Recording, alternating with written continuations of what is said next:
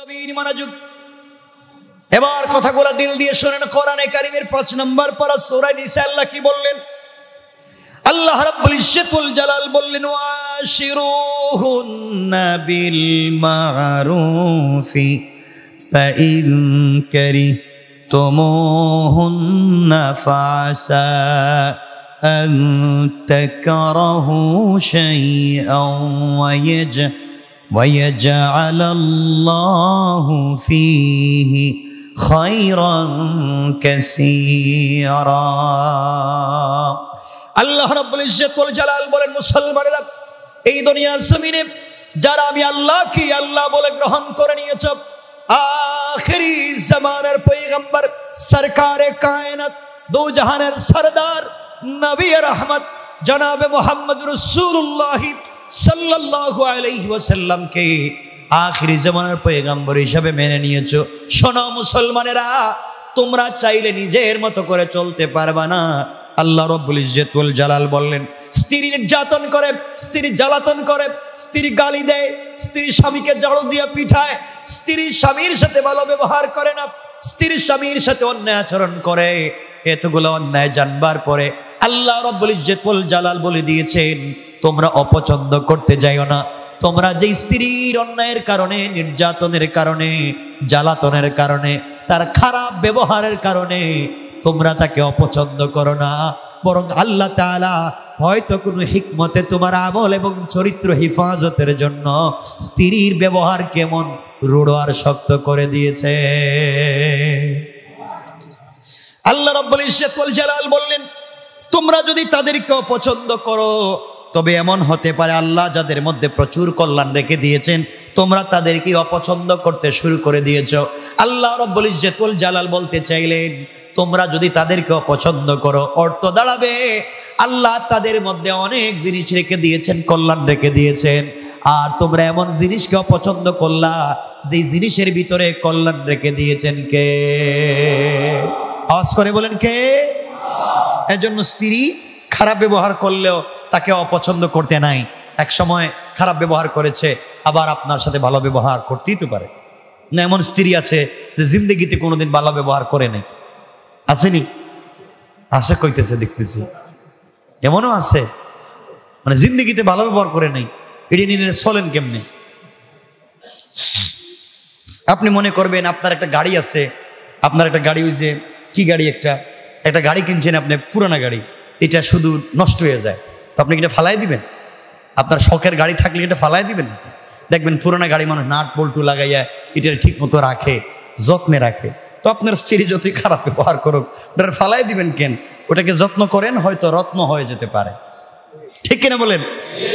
যত্ন করেন, আল্লাহ বানায় দিতে পারেন রত্ন। স্ত্রী যদি স্বামীর জন্য দোয়া করে, স্ত্রী যত খারাপ হোক, স্বামীর জন্য যদি দোয়া করে, আল্লাহ বলছেন কবুল। আর স্বামী যত খারাপই হোক, স্ত্রীর জন্য যদি দোয়া করে, আল্লাহ বলছেন কবুল। সুবহানাল্লাহ। তো আসতে বলেন কেন? মনে হচ্ছে এখানে অবিবাহিতের সংখ্যা বেশি, অথচ আমি দেখতেছি বেশিরভাগই বিবাহিত মনে হচ্ছে। আপনারা ফ্যামিলিতে অশান্তিতে আছেন নাকি তাই বুঝতেছি না। কিন্তু আমরা সামনের দিকে যাই, আরো কথা পরিষ্কার হবে ইনশাআল্লাহ। তাইলে দুনিয়াতে যদি এইরূপ স্ত্রীর মধ্যে কোনো কল্যাণ নাও দেখো, খারাপ স্ত্রী খারাপ ব্যবহার করে, তার মধ্যে কোনো কল্যাণ নাও দেখো, এরপরও তালাক দিও না। কথাটা বুঝবেন। স্ত্রী খুব খারাপ ব্যবহার করে, তার মধ্যে কোনো কল্যাণ নাই, দেখতেও বেশ ভালো না, এরপরও আল্লাহ বলছেন তোমরা তাকে তালাক, কথা বলেন না কেন? এর একটু উপকার আছে, সেটা হলো পরকালের উপকার। আল্লাহ রাব্বুল ইজ্জতুল জালাল বলছেন, কেউ যদি খারাপ স্ত্রীর নির্যাতন, খারাপ স্ত্রীর গালিগালাজ, খারাপ স্ত্রীর অসৌজন্য ব্যবহার বরদাস্ত করে, সহ্য করে, ধৈর্য ধারণ করে জীবন কাটাইয়া দিতে পারে, কিয়ামতের দিন আল্লাহ হিসাব ছাড়াও তাকে জান্নাত দিতে পারে। তাহলে আপনি তো একটা উপকার পেয়ে যাচ্ছেন মরার পরে তো আমরা জান্নাত চাই। তাহলে আপনি এই বিপদ এটারে না সরাইয়া রাইখা দেন। কি বলেন আপনারা? আপনার একটা গাবি ছিল, খুব শখের গাবি, একটা বাচ্চা দিছে। কি বাচ্চা? এটা বাচ্চা দিছে, ষাঁড় বাচ্চা। এখন পাগলের মতো, এটা এখানে মারে ওখানে মারে, এর ঘর ভেঙে ফেলে দে, এর বাচ্চার এদিকে মারে, এইগুলা খেয়ে ফেলে। আপনি বিক্রি করতে চান না, আপনি তারা যেভাবেই হোক ঠিক মতো রাখেন যে কোরবানির সময় বেশি দামে বিক্রি করব, 2-4 বছর রাখলে 30-35 লাখ টাকা পাবো, এটা নিয়ত থাকে না অনেকের। আপনি তো এটা করতেই পারেন। তাহলে স্ত্রী খারাপ ব্যবহার করলে আপনি তাকে ফেলে দিবেন না, হয়তো কিয়ামতের দিনে আপনার নাজাতের কারণ হয়ে যেতে পারে। কেমনে এটা শুনেন। আর যদি সবর করতেই নাই পারেন তবে স্ত্রীকে সংশোধন করে নেন। স্ত্রীকে তালাক না দিয়ে সংশোধনের কয়েকটা পদ্ধতি, এটাই আমি আপনাদের কাছে বলছি। হাদিস থেকে বোঝা যায় স্ত্রী দোষ থাকুক, সংসারকে সচল রাখার জন্য পুরুষকেই দায়িত্ব নিতে হবে। সংসার যদি সচল রাখতে হয়, স্ত্রী যদি কথা নাই শুনে, আপনি যদি ওর খারাপ ব্যবহারে আপনিও খারাপ হয়ে যান, তো একটা পরিবার আর চলবে না, চলবে না, কোনো জিনিসে শান্তি পাবেন না। কারণ একটা কথা মনে পড়ে গেল, আমি বলে দিই, 1 মিনিটে বলবো। একজন বড় বুজুর্গ, নাম বলবো না, পৃথিবীতে তার সময় এমন কেউ নেই যে তার সঙ্গে বাহাস করে বিতর্ক করে তাকে হারাইতে পারছে। তার জমানায় কেউ নাই, কোনো কাফের, কোনো নাস্তিক, কোনো ইহুদি, কোনো মুরতাদ, কোনো অমুসলিম, কেউ তাকে কোনোদিন হারাইতে পারে না। কেমন বুজুর্গ, বড় আলেম। একবার এক মুনাজারা হবে, বাহাস হবে, বিতর্ক হবে, পুরা দেশের মানুষ চিন্তায় যে তাকে তো হারাবার কোনো সিস্টেমই নাই, সিস্টেমই নাই। একজন বুদ্ধি দিল, তাকে হারাবার সিস্টেম, বুদ্ধি আমার কাছে আছে। কি আছে? আমি করব। যেদিন বিতর্ক হবে ওই দিন সকালবেলা এই বুজুর্গের স্ত্রীর কাছে 2-4 জন গেছে। স্ত্রীর কাছে গিয়ে কিছু হাদিয়ে দিছে। কি দিছে? হাদিয়ে দিছে। হাদিয়ে দিয়ে বলছে, আপনার স্বামী যখন আজকে ঘর থেকে বের হয়ে যাবেন, তখন আপনি শুধু এতটুকুনি বলবেন, ঘরের ভিতরে চাউলও নাই, ডাইলও নাই, আপনি না আনলে আজকে ঘরে রান্না হবে না। এই কথাটা বলে দিবেন। ঘর থেকে বাইরে হওয়ার সময় আপনি এই কথাটা একটু গরম হয়ে বলে দিবেন, শুনেন বুজুর্গ, আপনি তো ঘর থেকে বাইরে যাচ্ছেন পিসাবের মতো, আপনি যদি আজকে খরচ না আনেন, চাউল ডাইল না আনেন, আজকে কিন্তু খাইবেন না। এই কথাটা তারা বলে দিয়েন। স্ত্রী কইছে, বলবো না কেন, 100 বার বলবো। কিছু হাদিয়ে পাইছে। আল্লাহর ওলি যখন বিতর্কে যাওয়ার জন্য রেডি হয়েছেন, কাপড় টাপড় পরছেন, স্ত্রী বলছে, কি মৌলবি, ভাবসাব ধরে কই যাইতে চাও? যেখানেই যাই। যান যেখানেই, কিন্তু আজকে চাউল ডাইল নাই, যদি না নেন খাবার পাইবেন না করে। তো চলে গেছেন তিনি। মুনাজারা যখন শুরু হয়েছে, বিতর্ক যখন শুরু হয়েছে, বিতর্ক চলতেছে চলতেছে, হঠাৎ করে তার প্রতিপক্ষ যখন তাকে বারবার আক্রান্ত করতেছে, তিনি আক্রান্ত হচ্ছেন কিন্তু জবাব দিচ্ছেন, হঠাৎ করে মনে পড়েছে মধ্যখানে বউ কইছে আজকে চাউল ডাইল কিচ্ছু নাই। হঠাৎ মনে হয়েছে কিচ্ছু নাই, না নিলে গোরের খাওয়ান আর পাওয়া যাবে না। এই কথা মনে আসছে। ওরা কি বলছে সব ভুলে গেছে। ওরা বিতর্কে কি বলছিল এই কথার ফাঁকে সব ভুলে গেছেন, আর মনে করতে পারতেছেন না। এই তিনি পরাজয় বরণ করলেন। স্ত্রীরা মাঝে মাঝে এমন ইনজেকশন স্বামীরে দেয়, এমন ইনজেকশন দেয়, আর গড়ে যাইতে মন চায় না। কথা কন না কেন? আমি কি মিথ্যা বলতেছি? এমন কিছু কথা বলে দে, স্বামী আর ঘরে যাইতে ভয় পায়। কি থেকে কি বলে ফেলে, কি হয়ে যায়। এজন্য এগুলা ঠিক না। এগুলা বলেন, এগুলা ঠিক। বাংলাদেশে দেখবেন যত পুরুষ ব্রেইন স্ট্রোক করে মারা যায়, স্ট্রোক করে মারা যায়, অধিকাংশই স্বামী স্ত্রীর উল্টাপাল্টা কথাই মরে যায়, মানে ঘরের মানসিক নির্যাতনে মরে যায়। আমি জানি না আপনারা আমার কথা খারাপ পাচ্ছেন কিনা, কারণ সবার ফ্যামিলি আছে। আপনারা ঠান্ডা মাথায় চিন্তা করলে দেখবেন আপনার আশেপাশের পরিবারগুলোর কি অবস্থা। স্ত্রীকে সংশোধন করবার জন্য শান্তিপূর্ণ কয়েকটা পদ্ধতি আছে, এটা বলে আমরা মূল 1-2 মিনিটে আলোচনাকে নিয়ে আসবো। কথাগুলো মনে রাখবেন। 1 নাম্বার, আল্লাহ রাব্বুল ইজ্জত ওয়াল জালাল বলছেন, ওয়াল্লাতি তাখাফুনা নুশুজাহুন্না ফাইজুহুন্না।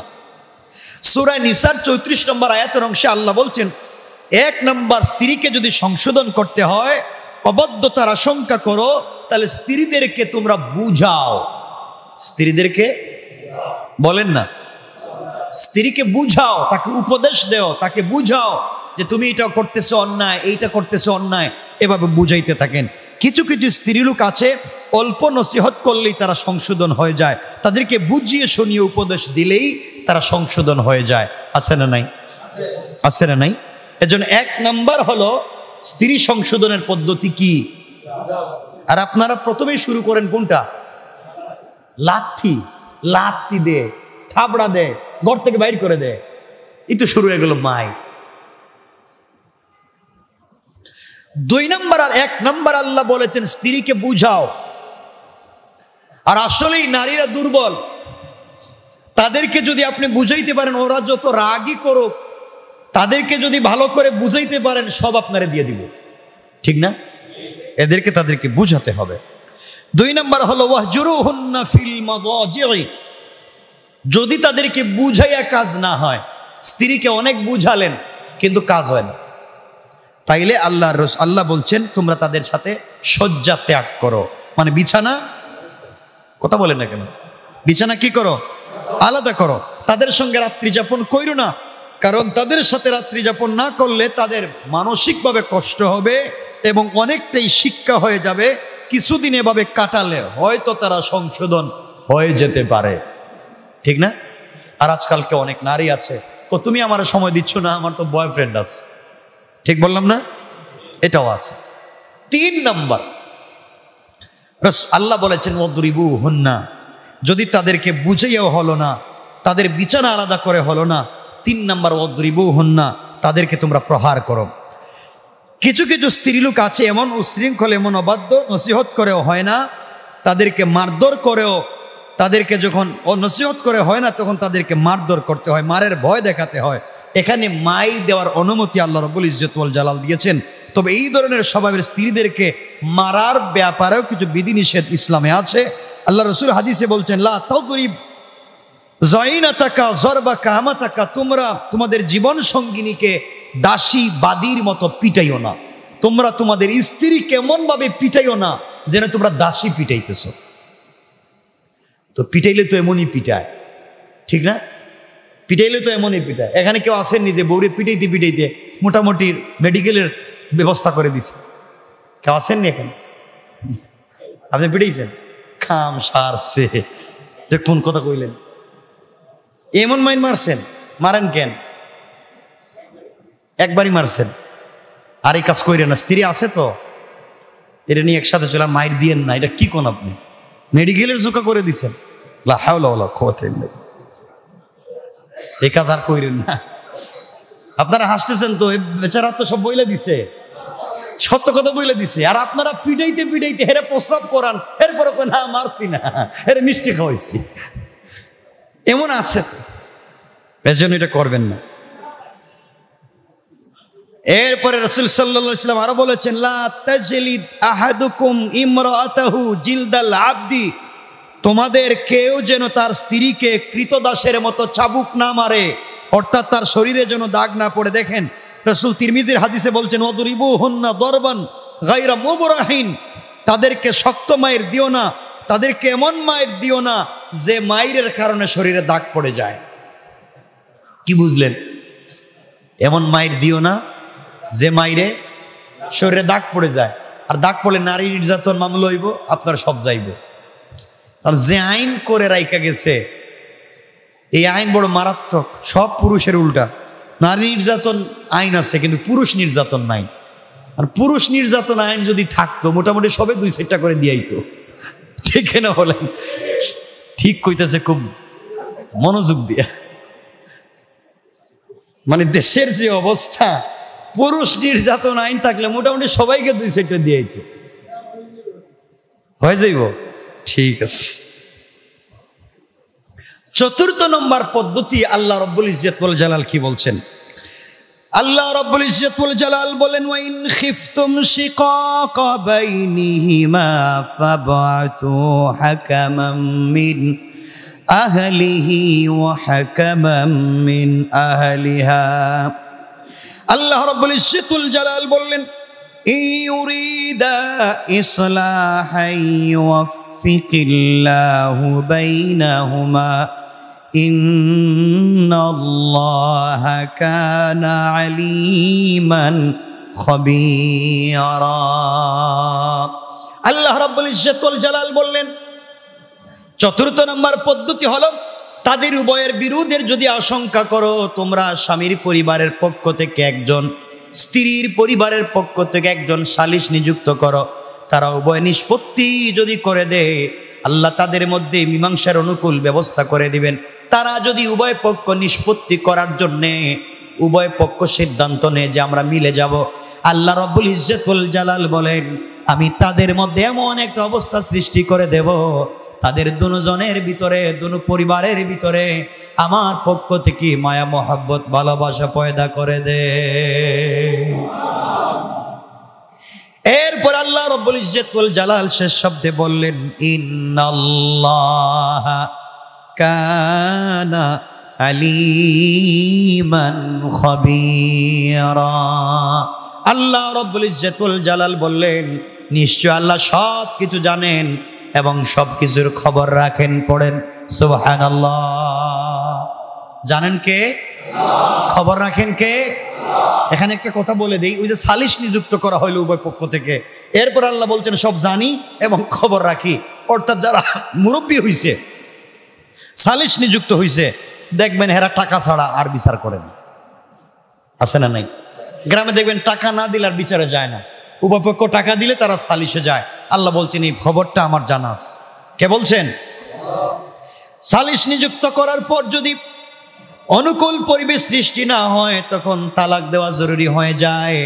কারণ সংশোধনের পদ্ধতি ছিল উশৃঙ্খল স্ত্রী এমন পর্যায়ে যদি পৌঁছে যায় পর পুরুষের সঙ্গে মেলামেশা সম্পর্ক স্থাপন করতে চায়, অশ্লীল কাজের মধ্যে লিপ্ত হয়ে যায়, এমন জায়গায় যদি পৌঁছে যায় আপনি কি করবেন? আমার রাসূল বলেছেন শোনো, স্ত্রীদের ব্যাপারে কল্যাণমূলক উপদেশ গ্রহণ করো, কারণ ওরা তোমাদের ঘরে আশ্রয় আবদ্ধ রয়েছে, এতটুকু ছাড়া তোমরা তাদের আর কোনো কিছুর মালিক নও। তবে হ্যাঁ, যদি তারা প্রকাশ্যে অশ্লীল কাজ করে, অশ্লীল কাজে লিপ্ত হয়ে যায়, তখন তাদের সঙ্গে তোমরা রাত্রি যাপন করতে যাইও না এবং সহজ করে তোমরা তাদেরকে পিটাও, মারো। অতঃপর যদি তারা তোমাদের অনুসরণে ফিরে আসে তবে তাদের জন্য আর তোমরা কোনো জিনিস খোঁজাখুঁজি করো না। অর্থাৎ পিছনের জিন্দেগিতে স্ত্রী কি করেছে, কি করলো না করলো আর খুঁজতে যাইও না। এই মুহূর্তে সে যদি ভালো হয়ে যায়, তওবা করে যদি ফিরে আসে, হয়তো আল্লাহ তার পিছনের জিন্দেগির গুনাহগুলোকে মাফ করে তার আগামীর জিন্দেগিকে আসিয়ার মতো, আয়েশার মতো বানাইয়া দিতে পারে। আল্লাহু আকবার বলেন, বানাইয়া দিতে পারে। এই জন্য আল্লাহ বলেছেন, আল্লাহ রাসূল বলে দিয়েছেন তোমরা স্ত্রীদের পিছনের জিন্দেগির খবর নিতে যাইও না। বর্তমান জিন্দেগিতে যা তারা যদি মীমাংসা করে ফেলে, ভালো মানুষ হয়ে যায়, চরিত্রবান হয়ে যায়, পর্দার সঙ্গে চলে, আদর্শবান হয়ে চলে, পিছনের জিন্দেগির কোনো কথা বলে তোমরা খুঁটা দিও না। কিন্তু আমরা দেই কি দেই না? কথা বলেন, দেই। ওই পিছনের 30 বছরের আগের কথা উঠাইয়া এর আমরা খুঁটা দেই, এটা ঠিক না। স্ত্রী ও স্বামীকে এমন খুঁটা দিতে পারবেন না। এরপরে আল্লাহর রাসূল বলেছেন তোমাদের উপরে স্ত্রীর যেমন হক রয়েছে, তোমাদের হক তাদের উপরে রয়েছে, তাদের হক তোমাদের উপরে রয়েছে। তোমাদের বিছানায় তোমাদের স্ত্রীরা আর অন্য কাউকে পছন্দ করতে পারবে না। সুতরাং রাসূল সাল্লাল্লাহু আলাইহি ওয়াসাল্লাম বলে দিয়েছেন তাদেরকে যেন তোমাদের বাড়িতে অনুমতি না দেয় যাদেরকে তোমরা পছন্দ করো না। স্ত্রী এমন হওয়া চাই, স্বামী যাকেও পছন্দ করে তাকে বাড়িতে নিয়ে আসা যাবে না। স্বামী যাকে পছন্দ করে না তাকে স্বামীর বিছানায় বসানো যাবে না। স্বামী যাকে দেখতে পারে না, যাকে পছন্দ করে না, স্বামীর ঘরে ঢুকানো যাবে না। কিন্তু স্ত্রী তো এমন হয়ে যায়, এমন অবদ্ধ স্ত্রী পাওয়া যায়, স্বামী ঘর থেকে বের হয়ে গেলে সে তার নিজের বন্ধুকে বেডরুমে ঢুকাইয়া দেয়। ঠিক কিনা বলেন? এগুলা ঠিক না, ইসলাম হারাম করে দিয়েছে, নিষেধ করে দিয়েছে। এরপর আল্লাহ রাসূল সাল্লাল্লাহু আলাইহি ওয়াসাল্লাম স্ত্রীদেরকে বলছেন আর তোমরা তাদের হক হলো তাদের খাদ্য এবং কাপড়ের জন্য ভালো করে দেওয়া। আল্লাহ রাসূল বলতে চাইলেন স্বামীরা শোনো, তুমি তোমার জন্য যেই জিনিস ব্যবহার করো স্ত্রীর জন্য ওই জিনিস করবা।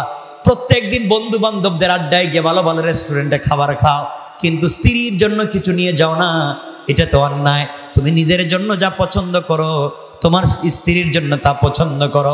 তুমি নিজের জন্য ভালো ভালো পোশাক পরো কিনা, তোমার স্ত্রীর জন্য তা তুমি কিনতে হবে। তুমি যেমন খাবার পছন্দ করো তোমার স্ত্রীর জন্য তা পছন্দ করতে হবে। এক কথায় তুমি যেই সোসাইটি লালন করো তোমার স্ত্রীর জন্য এমন সোসাইটি লালন করতে হবে।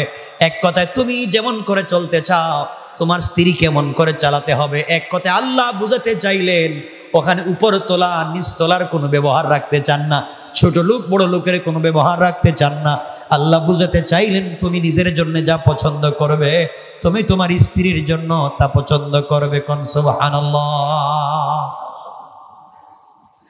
এরপর আল্লাহ রাসূল বলেছেন অশ্লীল কাজে লিপ্ত হওয়ার দরুন এত সব সংশোধনের পদ্ধতি বলা হয়েছে, এরপরেও যদি স্ত্রীকে অশ্লীল কাজ থেকে ফিরানো না যায়, পর পুরুষের সঙ্গে অবৈধ সম্পর্ক স্থাপন করা থেকে যদি ফিরিয়ে আনা না যায় তখন অন্য পথ করা লাগবে, আর সেটা হলো তালাক দিতে হবে। তখন তালাক দেওয়া জরুরি হয়ে যায়। স্ত্রী আমার কথা শুনে না, আমার খায় আরেকজনের সঙ্গে থাকে, আমার খায় আমার কথা শুনে না, এমন যদি হয়ে যায় তালাক দেওয়ার প্রয়োজন পড়ে। এমন সময় কেমনে তালাক দিতে হবে এই কথাগুলো আল্লাহ তাআলা কোরআনে কারিমে বলে দিয়েছেন। আল্লাহ রাসূল সাল্লাল্লাহু আলাইহি ওয়াসাল্লাম বলে দিয়েছেন স্ত্রীকে মারার কয়েকটা ব্যাপার রয়েছে, কেমনে কেমনে স্ত্রীকে প্রহার করবেন। স্ত্রীকে 4 কারণে স্ত্রীকে প্রহার করতে পারবেন। এবার মনে করে ফেলেন যে কোন কোন কারণে স্ত্রীকে মারতে পারবেন। 1 নাম্বার, স্বামীর ভালো লাগা সত্ত্বেও স্ত্রী যদি সৌন্দর্য চর্চা না করে। কথা কি বুঝাইতে পারলাম? স্বামীর ভাল লাগে স্ত্রী হাতে মেহেদি দিবে, পায়ে মেহেদি দিবে, আলতা আলকাতরা লিপস্টিক এগুলো লাগাইব। স্বামীর ভাল লাগে সৌন্দর্য চর্চা করতে, কসমেটিক্স ইউজ করতে, পার্লারিং করতে, স্বামীর ভাল লাগে। স্ত্রী করে না, স্ত্রী করে না, তখন স্বামী মারতে পারবে। কথা বুঝাইতে পারলাম? কারণ স্ত্রী যদি পার্লারিং করে, মেকআপ করে, খুব স্টাইলিস্ট হয়ে থাকে, তাহলে স্বামী তো অন্য পুরুষের দিকে আর থাকাবে না। ঠিক কিনা বলেন না? এজন্য ইসলাম বলেছে স্বামীর ভালো লাগা সত্ত্বেও স্ত্রী যদি সৌন্দর্য চর্চা না করে তাইলে স্বামী স্ত্রীকে প্রহার করতে পারবে।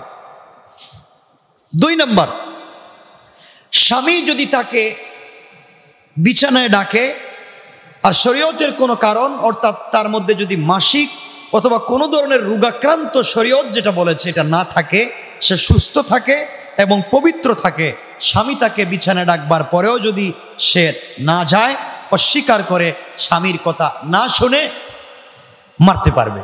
কিন্তু আজকালকে দেখবেন অনেক শুনি তো মাঝে মাঝে পত্রিকা দেখি রিড করে স্ত্রী পত্রিকা দেখে থানায় গিয়ে মামলা করে যে স্বামী আমাকে তার সাথে মেলামেশা করতে বাধ্য করতে চায়। তো স্বামী বাধ্য করবে না, দিকে আরেকজন করবে নাকি? সংক্ষেপ করে বললাম, এগুলো রিড করে পত্রিকায় পাই মাঝে মাঝে। 3 নাম্বার হলো ফরজ ইবাদত যেমন নামাজ রোজা ইত্যাদি যদি স্ত্রী না করে, নামাজ পড়ে না, কি পড়ে না? নামাজ পড়ে না, রোজা রাখে না, সত্য কথা বলে না, তাইলে এই সময় স্বামী চাইলে স্ত্রীকে প্রহার করতে পারবে। 4র্থ হলো স্বামীর বিনা অনুমতিতে বাড়ি থেকে যদি বের হয়ে যায়, স্বামীর অনুমতি নেয় না, যেখানে মন চায় সেখানে চলে যায়, স্বামীর অনুমতি নেয় না, এই সময় চাইলে স্বামী কি করতে পারবে? কথা বলেন না, মারতে পারবে। কি করতে পারবে? কই মারবেন? মুখে মারবেন। মুখে মারা হারাম। স্ত্রীর মুখে মানে গালে বা মুখে মারা, কথা বলছেন না কেন? আপনারা মারেনি তো, থাবড়া দেনি তো মুখে। ইসলাম বলেছে স্ত্রীর মুখমণ্ডলে মারা নিষেধ এবং কঠিন মাইর দেওয়া যাবে না। এরপরে আল্লাহ রাব্বুল ইজ্জত ওয়াল জালাল বললেন এত কিছুর পরেও, এত পদ্ধতির পরেও যদি স্ত্রীকে সংশোধন করা না যায়, উপদেশ দিলাম সংশোধন হলো না, বিছানা আলাদা করলাম সংশোধন হলো না, মাইর দিলাম সংশোধন হলো না, সালিশ নিযুক্ত করলাম সংশোধন হলো না, তালাক যদি দিতেই হয় তালাক কেমনে দিবেন? আল্লাহ রাব্বুল ইজ্জত ওয়াল জালাল বলেছেন একসঙ্গে 3 তালাক দেওয়াকে ফিকহের কিতাব সমূহে হারাম বলা হয়েছে। তালাক দিবেন 3 মাসে 3টা, কিন্তু এখন তালাক দেয় 1 সেকেন্ডে 100টা। কথা কোন না কেন? ইসলাম বলছে তালাক দিবেন 3 মাসে 3টা। হে যে কওয়া আরম্ভ করছে টেলিফোনে, কয় শোন কি বলতাছি, 1 মিনিটে শোন, এই যে শোন কয়ে যে তালাক দেওয়া শুরু করছে, মানে দিতেই আছে, 1 মিনিটে শুধু তালাকই দিল। আছে না নাই? ইসলাম বলেছে 3 তালাক একসাথে দেওয়া হারাম। এর অর্থ হলো হারাম কাজ করলে কি হারাম হবে না? কথা বলেন না কেন? ইসলাম বলেছে শকুরের গোশত খাওয়া হারাম, এখন যদি কেউ খায় তাহলে খাওয়া হবে না? কথা কয় না? পেট ভরবে না? কথা বলেন না কেন? ইসলাম বলেছে, ইসলাম কি বলছে আপনাদেরকে যে আমারে গুলি করে মারতে পারবেন? কথা কয় না কেন? তাহলে আমাকে গুলি করে মারা হারাম, বলেন না মারা? এখন যদি আপনারা গুলি করেন হারাম করলেন, কিন্তু আমি মরবো না, না বাঁচবো? মরবো। তাইলে ইসলাম বলেছে একসাথে 3 তালাক দেওয়া ফিকহের কিতাবে হারাম, যদি দেন হারামও করলেন, কবিরা গুনাহও করলেন, তালাকও দিলেন। কথা বুঝতে পেরেছেন? তালাক দিবেন কয় মাসে? 3 মাসে 3টা। এখানে হিকমত আছে কেন দিবেন। আল্লাহ রাব্বুল ইজ্জতুল জালাল বলে দিয়েছেন, স্ত্রী যখন 1 নম্বর মাসে ঋতুস্রাব থেকে মাসিক থেকে সে যখন পবিত্র হয়ে যাবে তখন তাকে দিবেন 1 তালাক। তারপর 2য় মাসে সে যখন মাসিক থেকে পবিত্র হয়ে যাবে তখন তাকে দিবেন আরেক তালাক। 3 নম্বর মাসে সে যখন মাসিক থেকে তার ঋতুস্রাব থেকে পবিত্র হয়ে যাবে তখন দিবেন আরেক তালাক। কয় তালাক হইল? এভাবে তালাক দিবেন। এর অর্থ হলো ইসলাম বোঝাতে চাইল 3 তালাক দেওয়ার পদ্ধতিতে স্ত্রীকে তালাক থেকে রক্ষা করবার ব্যবস্থা রয়েছে। অর্থাৎ যদি 1 তালাক দিয়েই দেয় পরবর্তীতে অনেক 2 তালাক 3 তালাক গুলো উইথড্র করা যাবে। 1 মাস তালাক দিয়ে রাখলেন, হয়তো স্ত্রীর ভিতরে সংশোধন হয়ে যাবে। 2 নম্বর মাস তালাক দিয়ে রাখলেন, 60 দিনে সংশোধন হয়ে যাবে। এরপরেও যদি সংশোধন না হয় তাহলে 3 তালাক দিবেন।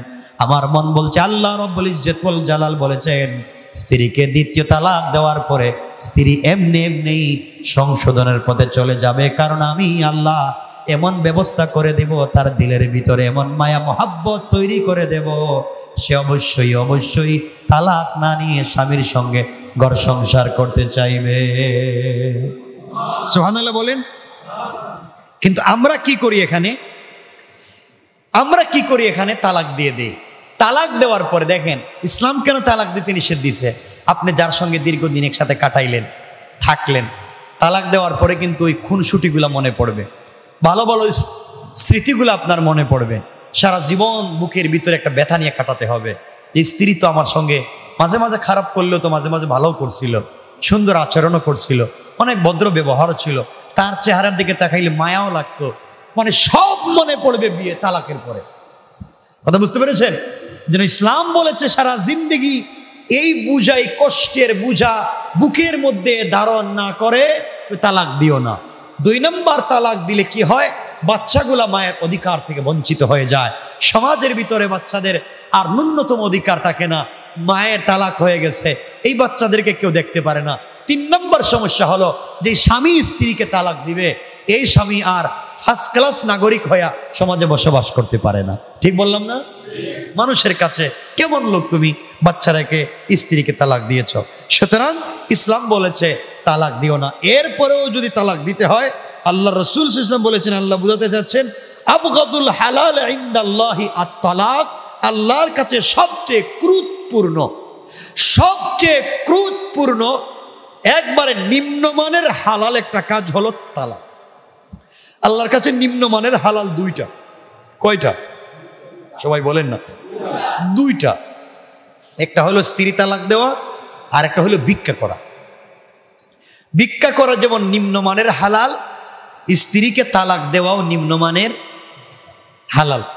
এজন্য ইসলাম বলেছে তালাক না দিয়া প্রয়োজনে বুকের ভিতরে এই জ্বালাকে নিবারণ করে তালাকের বিষয় বাদ দিয়া প্রয়োজনে 2য় বিয়ে করো, তারে ভরণ পোষণ দিয়ে আলাদা রাখো, 2য় বিয়ে করে নাও। তালাক দিয়া এই কষ্ট নিও না। কিন্তু স্বামী দেখবেন আজকালকার আমাদের মায়েরা, আমাদের বোনেরা স্বামী 10-20টা সম্পর্ক করুক, তার আপত্তি নেই, কিন্তু বিয়া করে সতীন আনতে পারবেন না, হেলে মরে যাবে। কথা বলেন না? আপনি 2য় বিয়ে করবেন, দেখবেন মরে যাবে, কিন্তু আপনি 2-4টা সম্পর্ক করেন, কিন্তু বউ করে আনতে পারবেন না। এজন্য মনে রাখবেন, আল্লাহর ওয়াস্তে আমরা হারাম কাজে লিপ্ত হব না। তালাক দেওয়ার এত প্রয়োজন কিসের? রাসূল সাল্লাল্লাহু আলাইহি ওয়াসাল্লাম তো বিয়ে করেছেন, কয়টা তালাক দিছেন?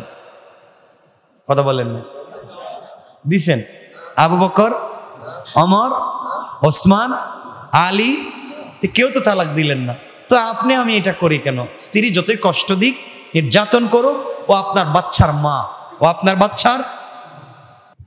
আমরা যে আয়াত থেকে আজকে আলোচনা শুরু করতে যাচ্ছি, এটা হচ্ছে কোরআনে কারীমের 5 নম্বর পারা, 4 নম্বর সূরা, সূরা নিসার 34 নম্বর আয়াত। কত নম্বর? 34 নম্বর আয়াত।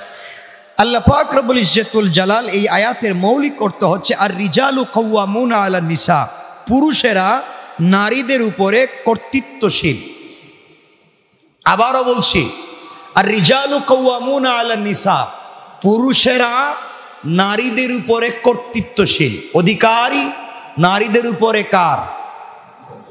কথা বলছেন? এ কথাকে বিশ্বাস করেন যে একজন নারীর উপরে কর্তৃত্বশীল থাকবে কে? বলেন, পুরুষ। তাহলে এই আয়াতের এই অর্থে বুঝতে পারলাম যে কোন নারী কোন পুরুষের উপরে কর্তৃত্ব দেখাতে পারবে? বললেন না? তা অনেকেই তো আছেন বউর কথা ছাড়া চলতে পারেন না, ঠিক না? ঠিক বলছেন কারা? অনেকেই বলছেন ঠিক। আল্লাহ বলছেন কোন নারী অবশ্যই কোন পুরুষের উপরে কর্তৃত্ব কাটাতে পারবেই না। আর রিজালু কাওয়ামুনা আলান নিসা, পারবেই না। আর আজকালকে দেখা যায় স্ত্রীর কথা শুনতে গিয়ে মাকে জ্বালাতন করছে, মাকে গালি দিচ্ছে, বাপকে গালি দিচ্ছে, নিজের ভাই বোনকে গালি দিচ্ছে। এক কথায় সারাদিন অফিস করে, সারাদিন কাজ করে বাসায় গেলেন, বউ কি আপনার মাথায় ঢুকাইয়া দিছে কথা শুনবার পরে মাকেও দেখতে পারেন না, বাপকেও দেখতে পারেন না, নিজের ভাই বোনকেও সহ্য করতে পারেন না। নাই? এগুলো নাই? বলেন নাই? বলেন নাই? না আছে? এর অর্থ এটা নয় যে আপনি স্ত্রীকে শুধু জ্বালাতন করবেন, নির্যাতন করবেন, তার কথার কোনো দাম দিবেন না, এটা নয়। বরং আমরা যদি আরেকটা আয়াত দেখি, রাসূল পাক সাল্লাল্লাহু আলাইহি ওয়াসাল্লামকে আল্লাহ বলেছেন ওয়া আমরুহুম শুরা বাইনাহুম, তোমরা কোনো কাজ করতে গেলে পরামর্শ করে করো, মাশওয়ারা করে করো। এর অর্থ হলো তুমি ঘরে থাকলে তোমার স্ত্রীর সাথে পরামর্শ করে হলেও কোনো কাজ করো, এর মধ্যে বরকত দিবেন কে? এতগুলো মনে রাখবেন তো সামনের কথা ভালো করে বুঝবেন। আমি অনুবাদ করে যাচ্ছি শুধু। কেন পুরুষ নারীর উপরে কর্তৃত্বশীল হবে? কেন হবে? আল্লাহ বলছেন এজন্য যে আল্লাহ একের উপরে অন্যের বৈশিষ্ট্য দান করেছেন, অর্থাৎ স্ত্রীর উপরে স্বামীকে বৈশিষ্ট্য দান করেছেন। সুবহানাল্লাহ বলেন। এবং এই জন্য যে তারা তাদের সম্পত্তি ব্যয় করে স্ত্রীর জন্য, স্ত্রীকে ভালো রাখবার জন্যে, তাকে 3 বেলা ভালো খাবার পৌঁছে দেবার জন্যে, তার পোশাকের জন্যে, অর্নামেন্টস জুয়েলারির জন্যে, ভালো একটা বাসস্থানের জন্যে, স্ত্রীকে সুখী রাখবার জন্যে, ভালো রাখবার জন্যে একজন স্বামী রাত দিন মাথার ঘাম পায়ে ফেলে সারাদিন কাজ করে, নিজে না খেয়ে বাচ্চার জন্য, স্ত্রীর জন্য বাসায় খাবার নিয়ে যায়, সারাদিন কাজ করে অথচ নিজে খায় না। এর অর্থ হচ্ছে সে নিজের মাথার ঘাম পায়ে ফেলে সে অর্থ ব্যয় করছে যে এই ফ্যামিলির পিছনে, এই ফ্যামিলির উপরে তার অধিকার অবশ্যই থাকবে। ঠিক কিনা বলেন? এখান থেকে বুঝতে পারলাম যেই পরিবারে যেই সন্তান মাথার ঘাম পায়ে ফেলে রাত দিন যাদের জন্য পরিশ্রম করবে, বড় ভাই ছোট ভাইদেরকে মানুষ করবার জন্য, ভালো স্কুলে পড়াবার জন্য, বিদেশে পৌঁছে দেবার জন্য, বোনদেরকে ভালো জায়গায় বিয়ে দেওয়ার জন্য রাত দিন মাথার ঘাম পায়ে ফেলে 30-40 বছর বিদেশে থাকে, সারাটা জিন্দেগি ঢাকা শহরে কাটাইয়া খালি হাতে বৃদ্ধ বয়সে গ্রামের বাড়িতে যায়, যে ভাইয়ের জন্য, যে বোনের জন্য, যে স্ত্রী সন্তানদের জন্য একদিন বৃদ্ধ হয়ে গেলে কেউ আর তাকে চিনেও না, জায়গাও দেয়। কথা বলেন না কেন? যেন আল্লাহ বলছেন যে পরিবারের পিছনে খরচ করবে অবশ্যই সেই পরিবারে সেই ব্যক্তির উপরে তার অধিকার আছে না? নাই? আছে।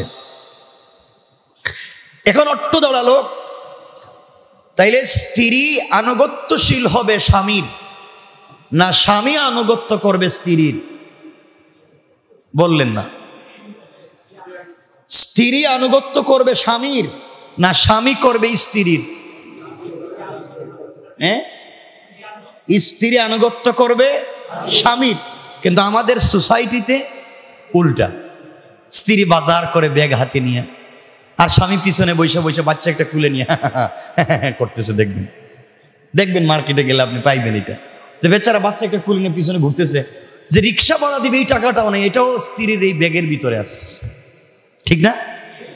আপনারা কি লজ্জা পাচ্ছেন? ঠিক বলতে লজ্জা পাচ্ছেন নাকি? মানে যেটা সমাজে আছে সেটাই বলতে চাচ্ছি। মানে আমি বুঝাতে চাচ্ছি এটা, যে আমরা আমাদের অস্তিত্বকে হারিয়ে ফেলেছি। আজকালকে স্ত্রীরা এমন হয়ে গিয়েছে, স্বামীকে বানায় গোলাম, আর তারা হয় সেই গোলামের স্ত্রী, দাসী। ইসলাম বলে দিয়েছে স্বামী হবে রাজা, আর এই রাজার রানী হবে স্ত্রী। ঠিক কিনা বলেন? ইসলাম স্ত্রীকে রানীর মর্যাদা দিয়েছে। ইসলাম স্ত্রীকে পৃথিবীর সর্বোচ্চ সম্মান পর্যন্ত দিয়েছে, কারণ এই পৃথিবীতে কোন নবী স্ত্রীর কোন মহিলার পেট ছাড়া আসেন নাই। সকল নবী, সকল ওলি, সকল বুজুর্গ আলেম সবাই কোনো না কোনো নারীর পেটে এসেছেন। ঠিক কিনা বলেন? এই জায়গায় তাদের সম্মান আকাশ চুম্বি। সুতরাং কিন্তু পরিবারের ব্যাপারে রাসূল পাক বলেছেন, সে মতে নেককার স্ত্রীগণ হয় আনুগত্যশীল, আল্লাহ তাআলা যা হিফাজত করবার যোগ্য করে দিয়েছেন, লোকচক্ষুর অন্তরালে তারা তা হিফাজত করে। এখানে ছোট্ট একটা কথা, আল্লাহ বুঝাতে চাইলেন যে স্ত্রী নেককার হবে, যে স্ত্রী নেককার হবে তাকে বুঝাতে হবে না, সে এমনিই তার স্বামীর আনুগত্য করবে। যে স্ত্রী নেককার হবে সে লোকচক্ষুর অন্তরালে হেফাজত করবে তার সতীত্বের, হেফাজত করবে তার চরিত্রের, হেফাজত করবে তার আদর্শের, হেফাজত করবে স্বামীর সম্পদের। অর্থাৎ একজন স্ত্রী গড়ে থাকাকালীন সময়ে স্বামীর সম্পদ পাহারাদারি করবে, স্বামীর সম্পদ দেখে রাখবে, স্বামীর সন্তানকে লালন পালন করবে। এর অর্থ এটা নয় যে স্বামীর পকেট থেকে চুরি করে আপনি বাপের বাড়ি টাকা পাঠায় দিবেন। এটাকে আমি ভুল বলে ফেললাম নাকি? অনেকাংশে ভুল হয়ে গেল না? আমি বলছি না এটা যে স্ত্রীর স্বামীর পকেট থেকে টাকা নিয়ে আপনি ফকিরকে দান করবেন, স্বামীর পকেট থেকে টাকা নিয়ে আপনি বাজারের খরচ করবেন। আপনাকে যদি স্বামী অধিকার দিয়ে থাকে, অনুমতি দিয়ে থাকে যে আমার পকেট থেকে মাঝে মাঝে তুমি টাকা নিয়ে বাজারে খরচ করতে পারো, তাহলে আপনি নিতে পারবেন। স্বামী যদি এই অনুমতি না দেয় তাহলে ফকিরকেও দিতে পারবেন না।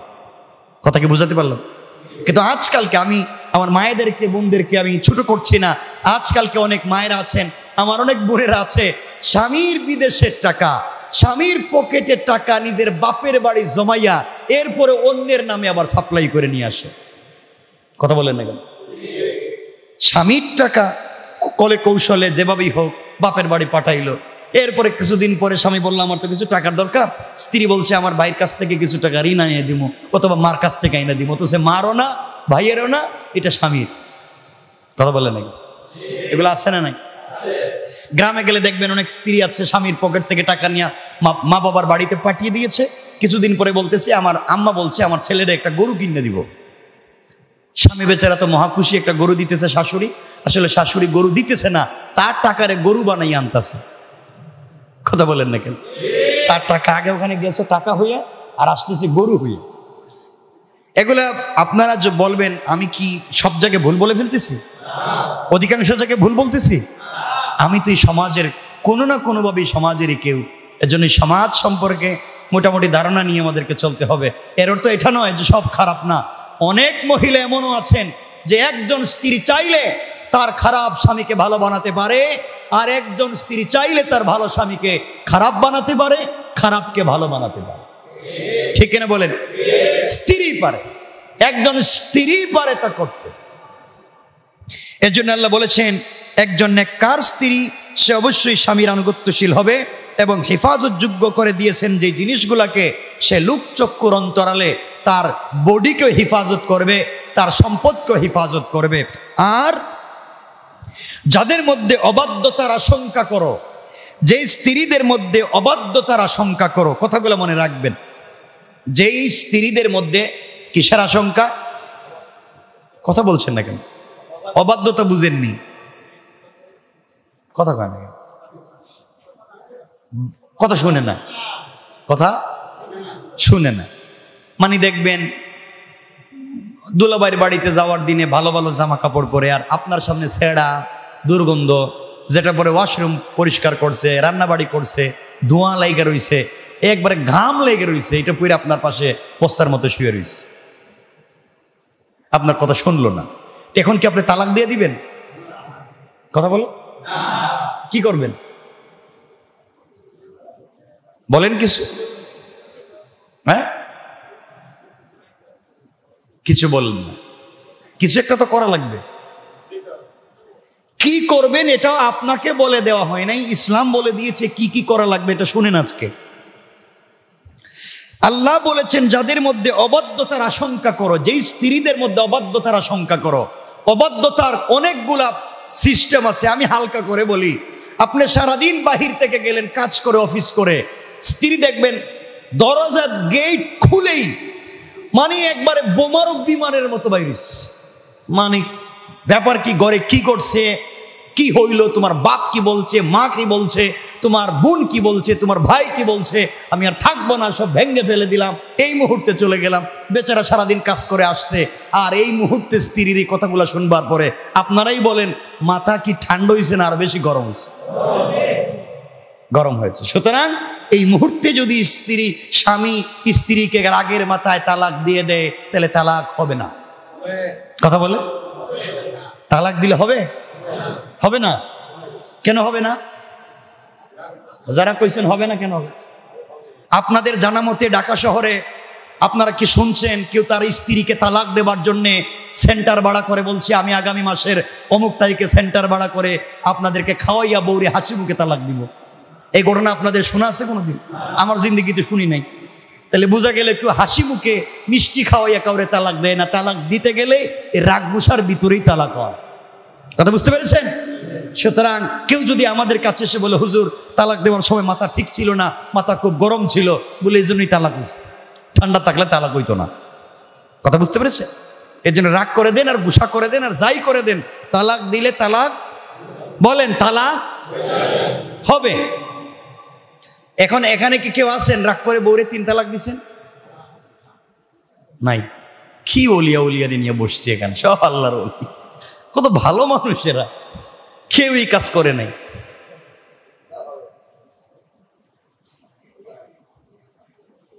একজন বলতেছে আমারে কিছুদিন আগে যে হুজুর আমি তো আপনার সাথে পার্সোনাল কিছু কথা বলবো। বললাম বলেন পার্সোনাল কথা। কই একটু কানে কানে বলতে চাই। বলে বলেন না কি বলতে কথা। আমার রাগ উঠে গেছিল, রাগ এমন এক পর্যায়ে উঠছে, রাগ আর থামাতে পারি নাই, আমি তালাক দিয়ে দিছি। বললাম কয় তালাক দিছে? কয় তালাক দিছি তো এটা সিরিয়াল ছাড়া দিছি, আমি আশা করি তালাক হবে না। আপনি কি করছেন? বলে আমি 1 তালাক 2 তালাক 3 তালাক 22 তালাক 14 গোষ্ঠী তালাক, তোর বাপ তালাক, মা তালাক, গ্রাম শুদ্ধা তালাক। এখন তো এটা তালাক হওয়ার কোনো কথা, এটা তো পাগলামি। বললাম আপনি যা পাগলামি করছেন তা মনে রাখলেন কেমনে? যেই পাগলে তার পিছনের কথা মনে রাখে, এটা কি পাগল? আপনার কথা বলেন না কেন? এই শয়তানি নাফরমানি এগুলো করা যাবে না। স্ত্রীদেরকে খারাপ ব্যবহার করবেন না। মনে রাখবেন আপনার স্ত্রী সে কারো না কারো মা। কথা বলছেন না কেন? কারো না কারো মা। আর আপনি যত বড় বুজুর্গ হন না কেন, আপনি পাক্কা নামাজি, আপনি পাক্কা দিনদার, কিয়ামতের দিনে আল্লাহ হিসাবের সময় 2টা স্টেপ তৈরি করবেন। স্ত্রীকে জিজ্ঞাসা করবেন স্বামী সম্পর্কে, স্বামীকে জিজ্ঞাসা করবেন স্ত্রী সম্পর্কে। একজন আরেকজন সম্পর্কে ভালো কথা বললেই আল্লাহর হিসাব নেবেন না। সুবহানাল্লাহ বললেন না? এজন্যে আপনি স্বামী, আপনার সম্পর্কে আল্লাহ জিজ্ঞাসা করেন আপনার স্ত্রীর কাছে।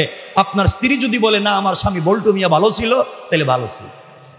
কিন্তু আমার মনে হয় না এই পৃথিবীতে বহুত পীর বুজুর্গ ওলিয়া উলিয়া আছেন, পাবলিক তাদেরকে বহুত বাহবা করে সম্মান করে, কিন্তু বউ জানে আপনি কত নম্বরের পীর। কথা বলছেন না কেন? আপনি সমাজে ভালো মানুষের লেভেল নিয়া, ভালো মানুষের সাইনবোর্ড নিয়া, লম্বা দাড়ি রাইখা, আবা জুব্বা লাগাইয়া, কোপ তসবি হাতে নিয়া সমাজে ঘোরাঘুরি করতেছেন খুব ভদ্র মানুষের মতো। আমরা আপনারে চিনি না। আপনাকে সব থেকে বেশি যে চিনে একজন হচ্ছে আপনার ড্রাইভার পার্সোনাল, যে 24 ঘন্টা আপনার সাথে থাকে। আপনি কোন জায়গায় গাড়ি থামান, গাড়িতে কারে উঠান, কোন জায়গায় কারে নিয়ে ঘুরেন, আর বাসায় বলতে পারবে আপনার স্ত্রী আপনি কত নম্বর সিরিয়ালের পীর সাহেব। কথা বলেন না কেন? এই জন্য আল্লাহ রাসূল বলেছেন তোমরা এই 2টা জায়গাকে পরিষ্কার রাখো, কিয়ামতের দিন আল্লাহ এই 2টা জায়গায় তোমাদের সম্পর্কে জিজ্ঞাসা করবেন। আমরা পারবো তো ইনশাআল্লাহ? সবাই বললেন না ইনশাআল্লাহ? ইনশাআল্লাহ। আমি সংক্ষেপ করে করে বলবার চেষ্টা করব, খুব গুরুত্বপূর্ণ কথা সামনে আছে। তাহলে আল্লাহ রাব্বুল ইজ্জত ওয়াল জালাল বলেছেন, যাদের মধ্যে অবাধ্যতার আশঙ্কা করো, যে স্ত্রীর মধ্যে অবাধ্যতার আশঙ্কা করো, 1 নাম্বার তাদেরকে তোমরা সৎ উপদেশ দাও। কি উপদেশ দাও? সৎ উপদেশ দাও। 2 নাম্বার তাদের শয্যা ত্যাগ করো, বিছানা আলাদা করো। 3 নাম্বার তাদেরকে পিটাও। দেখেন, আমার এই কথা কাটছাট করবেন না, আমি বলবো পরে, ব্যাখ্যা দিব। যদি তারা তাতে বাধ্য হয়ে যায়, তবে আর তাদের জন্য অন্য কোনো জিনিস অনুসন্ধান করা লাগবে না। আল্লাহ বলছেন, আমি তাদেরকে ক্ষমা করে দেব। কটা বলছি? 1 নাম্বার বুঝাও, উপদেশ দাও। 2 নাম্বার কথা বলছো, বিছানা আলাদা করো, 2 জন 2 বিছানায় ঘুমাও, আলাদা থাকো। 3 নাম্বার পিটাও। পিটাইবেন কেমনে? গিয়েই যদি মায়ের শুরু করেন তাহলে তো হইল না, এটা আমি বুঝিয়ে দেব। 4 নাম্বার আল্লাহ রাব্বুল ইজ্জত ওয়াল জালাল বলেছেন, ওয়া ইন খিফতুম শিকাকা বাইনিহিমা, যদি তোমাদের মধ্যে সম্পর্ক ছেদ হওয়ার মতো পরিস্থিতির আশঙ্কা করো, 3 নাম্বার কাজও হয় নাই, তোমরা কোনোভাবেই সম্পর্ক ঠিক রাখতে পারতেছো না, তবে স্বামীর পরিবারের পক্ষ থেকে একজন, স্ত্রীর পরিবারের পক্ষ থেকে একজন সালিশ নিযুক্ত করো, অর্থাৎ এখন তোমরা বিচারে যাও। তারা উভয়ে যদি মীমাংসা করে দেন, আল্লাহ রাব্বুল ইজ্জত ওয়াল জালাল বলছেন, আমি সবকিছু জানি, এই মীমাংসার মধ্যে বরকত। সুবহানাল্লাহ বললেন না? আর যদি এরপরও না হয়, তাইলে কি করা লাগবে, এটাই আল্লাহ রাব্বুল ইজ্জত ওয়াল জালাল লম্বা করে আলোচনা করছেন। আমরা সংক্ষেপ করে করে আলোচনার দিকে যাই। কথাগুলো মনে রাখবেন। কিছু কিছু লোক আছে, স্ত্রী তালাক হয়ে গিয়েছে, মনে রাখবেন, তালাক যাই হোক, সংশোধনের পদ্ধতি কিন্তু ইসলামে আছে। আমি একটা কথা বলে দিলাম, তালাক যাই হোক, সংশোধনের পদ্ধতি ইসলামে আছে। আপনি যদি ইসলামিক ল বুঝেন, ইসলামিক আইন বুঝেন, তাহলে আপনি এইটা জানতে পারবেন যে স্ত্রী সংশোধন করার, স্ত্রী তালাকের পরেও স্ত্রীকে কেমনে ফিরিয়ে আনা যায়, ইসলামের কিছু মৌলিক বিধান আছে। আমরা জানি না। আমরা কি করি? আমরা একটা কাগজ লিখি যে আমি ভুলবশত এটা করেছি, আমার মাথা ঠিক ছিল না, কোর্টে এটা পাঠিয়ে দিই, কোর্ট আপনাকে বলে দিচ্ছে যে স্ত্রী তালাক হয়নি। অথবা আপনি একজন হুজুরের কাছে গেলেন, হুজুর বলছে ওই যে কি করা লাগবে, কি যে একটা করে না গ্রামে, হিল্লা হিল্লা হিল্লা হিল্লা না, এটার নাম, এটা কি কেউ দেখছেন কোনোদিন, শুনছেন? হিল্লা হয় না, এগুলা শুনছেন? যারা হিল্লার মাস আলা দেয় বা যারা হিল্লা করতে দেয়, মানে আমার বউ আরেকজনের কাছে আজকে রাত্রে থাকবো, কালকে আমি বিয়ে করবো, এটা তো পিটানো, যতক্ষণ হুশ আছে ততক্ষণ পিটানো দরকার। এই মাসলা যে দেয় তারা তো হুশ পর্যন্ত পিটানো দরকার। আমার স্ত্রী আরেকজনের ঘরে থাকবে, সে মেলামেশা করবে, পরের দিন সে তালাক দিবে, এরপর আমি বিয়ে করবো। যদি তালাক না দেয়, অনেকে দেয় না, এই যে মুরব্বী কইতেছে অনেকে দেয় না, ওই জন্য গ্রামের মানুষ দেখছি বুড়ো মানুষের কাছে বিয়া দেয়। কথা বলেন না কেন? দাদা খুঁজে, এলাকায় দাদা কে আছে, দাদা যদি এমন হয় আর ছাড়তাম না, তাইলে তখন কি করবেন, এটা কয় আর ছাড়তাম না। এজন্য এই পথে যাইয়েন না, এটা হারাম। ইসলাম এটা বলছে না যে আপনি আপনার স্ত্রীকে হিল্লা বিয়া দিবেন, এটা ভুয়া কথা। ইসলাম এই পদ্ধতিতে যায়নি। হ্যাঁ হ্যাঁ, কি মনে মনে কি তালাক? মনে মনে কি পারি না কেন? স্ত্রী কি এমন এক জিনিসের নাম যার সাথে পারাই যায় না? হ্যাঁ, মহিলাদের এখানে মাইকের আওয়াজ যাচ্ছে না, এই যে 90% লোক মহিলাদের সাথে পারে না। এই কথায় কি আপনার একমত? কে কথা কইতেছে না? একমত না। যিনি বলতেছে 90% মানুষ বউর সাথে পারে না, কেন পারবে না? এটা কি বউ নাকি? কথা শুনবে না কেন? স্ত্রীকে তো প্রথম থেকে আপনি কথা শোনাবেন, তাকে বুঝাবেন, বুঝে শুনেই তো বিয়ে করবেন। আমার কথা কি বুঝতে পেরেছেন আপনারা? স্ত্রী কথা শুনবে না কেন? আসুন আমরা সামনের দিকে যাই।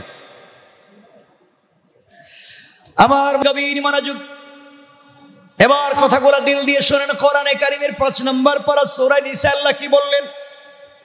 আল্লাহ রাব্বুল ইজ্জতুল জালাল বললেন ওয়াশিরুহুন্না বিল মারুফি ফাইন কারিহতুমুহুন্না ফাসা আন তাকরাহু শাইআন ওয়ায়াজআলাল্লাহু ফীহি খায়রান কাসীরা।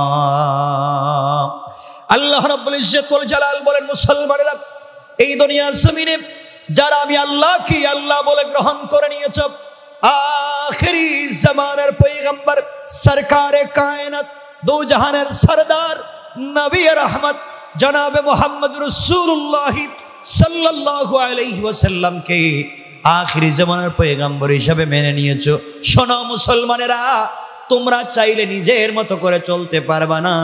আল্লাহ রাব্বুল ইজ্জতুল জালাল বললেন, স্ত্রী নির্যাতন করে, স্ত্রী জ্বালাতন করে, স্ত্রী গালি দেয়, স্ত্রী স্বামীকে ঝাড়ু দিয়ে পিঠায়, স্ত্রী স্বামীর সাথে ভালো ব্যবহার করে না, স্ত্রী স্বামীর সাথে অন্যায় আচরণ করে।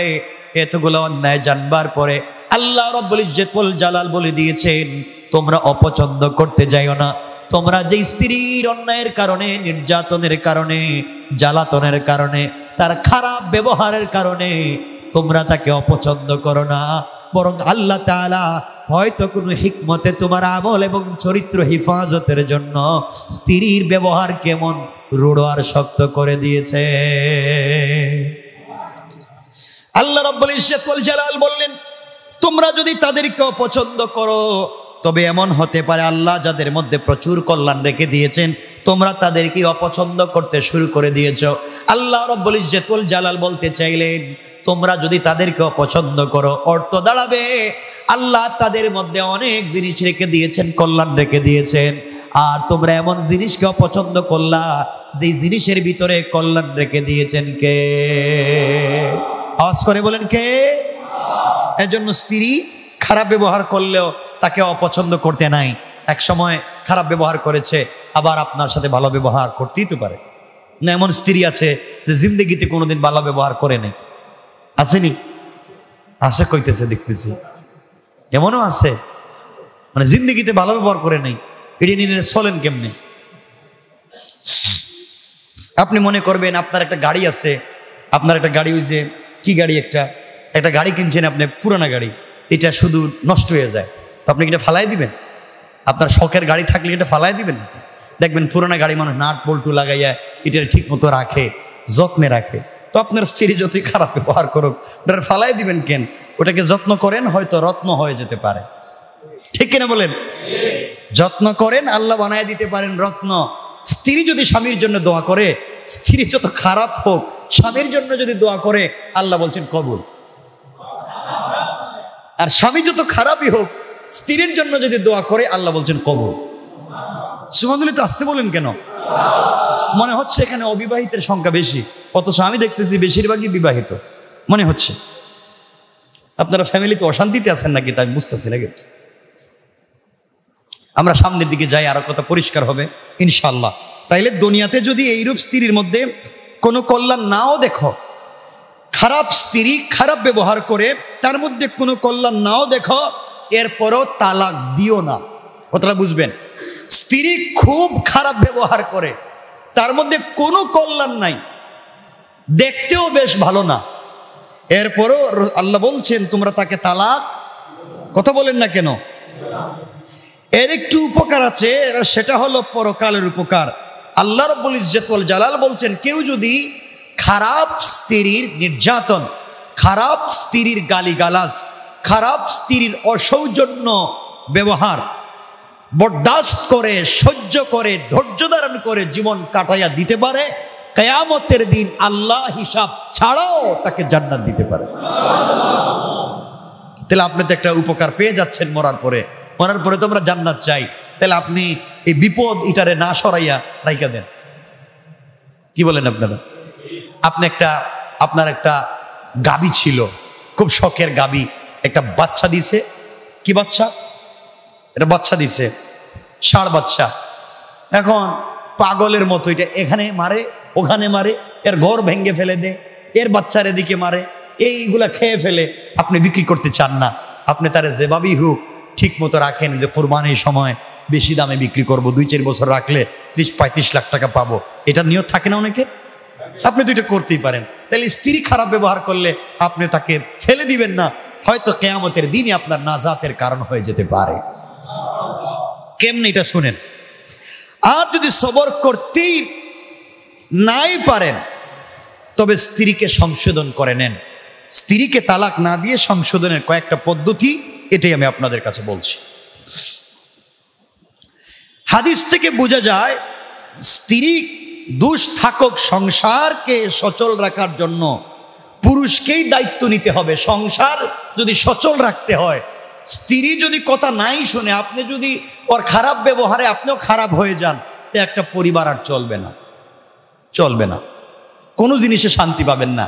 কারণ একটা কথা মনে পড়ে গেল, আমি বলে দিই, 1 মিনিটে বলবো। একজন বড় বুজুর্গ, নাম বলবো না, পৃথিবীতে তার সময় এমন কেউ নেই যে তার সঙ্গে বাহাস করে বিতর্ক করে তাকে হারাইতে পারছে।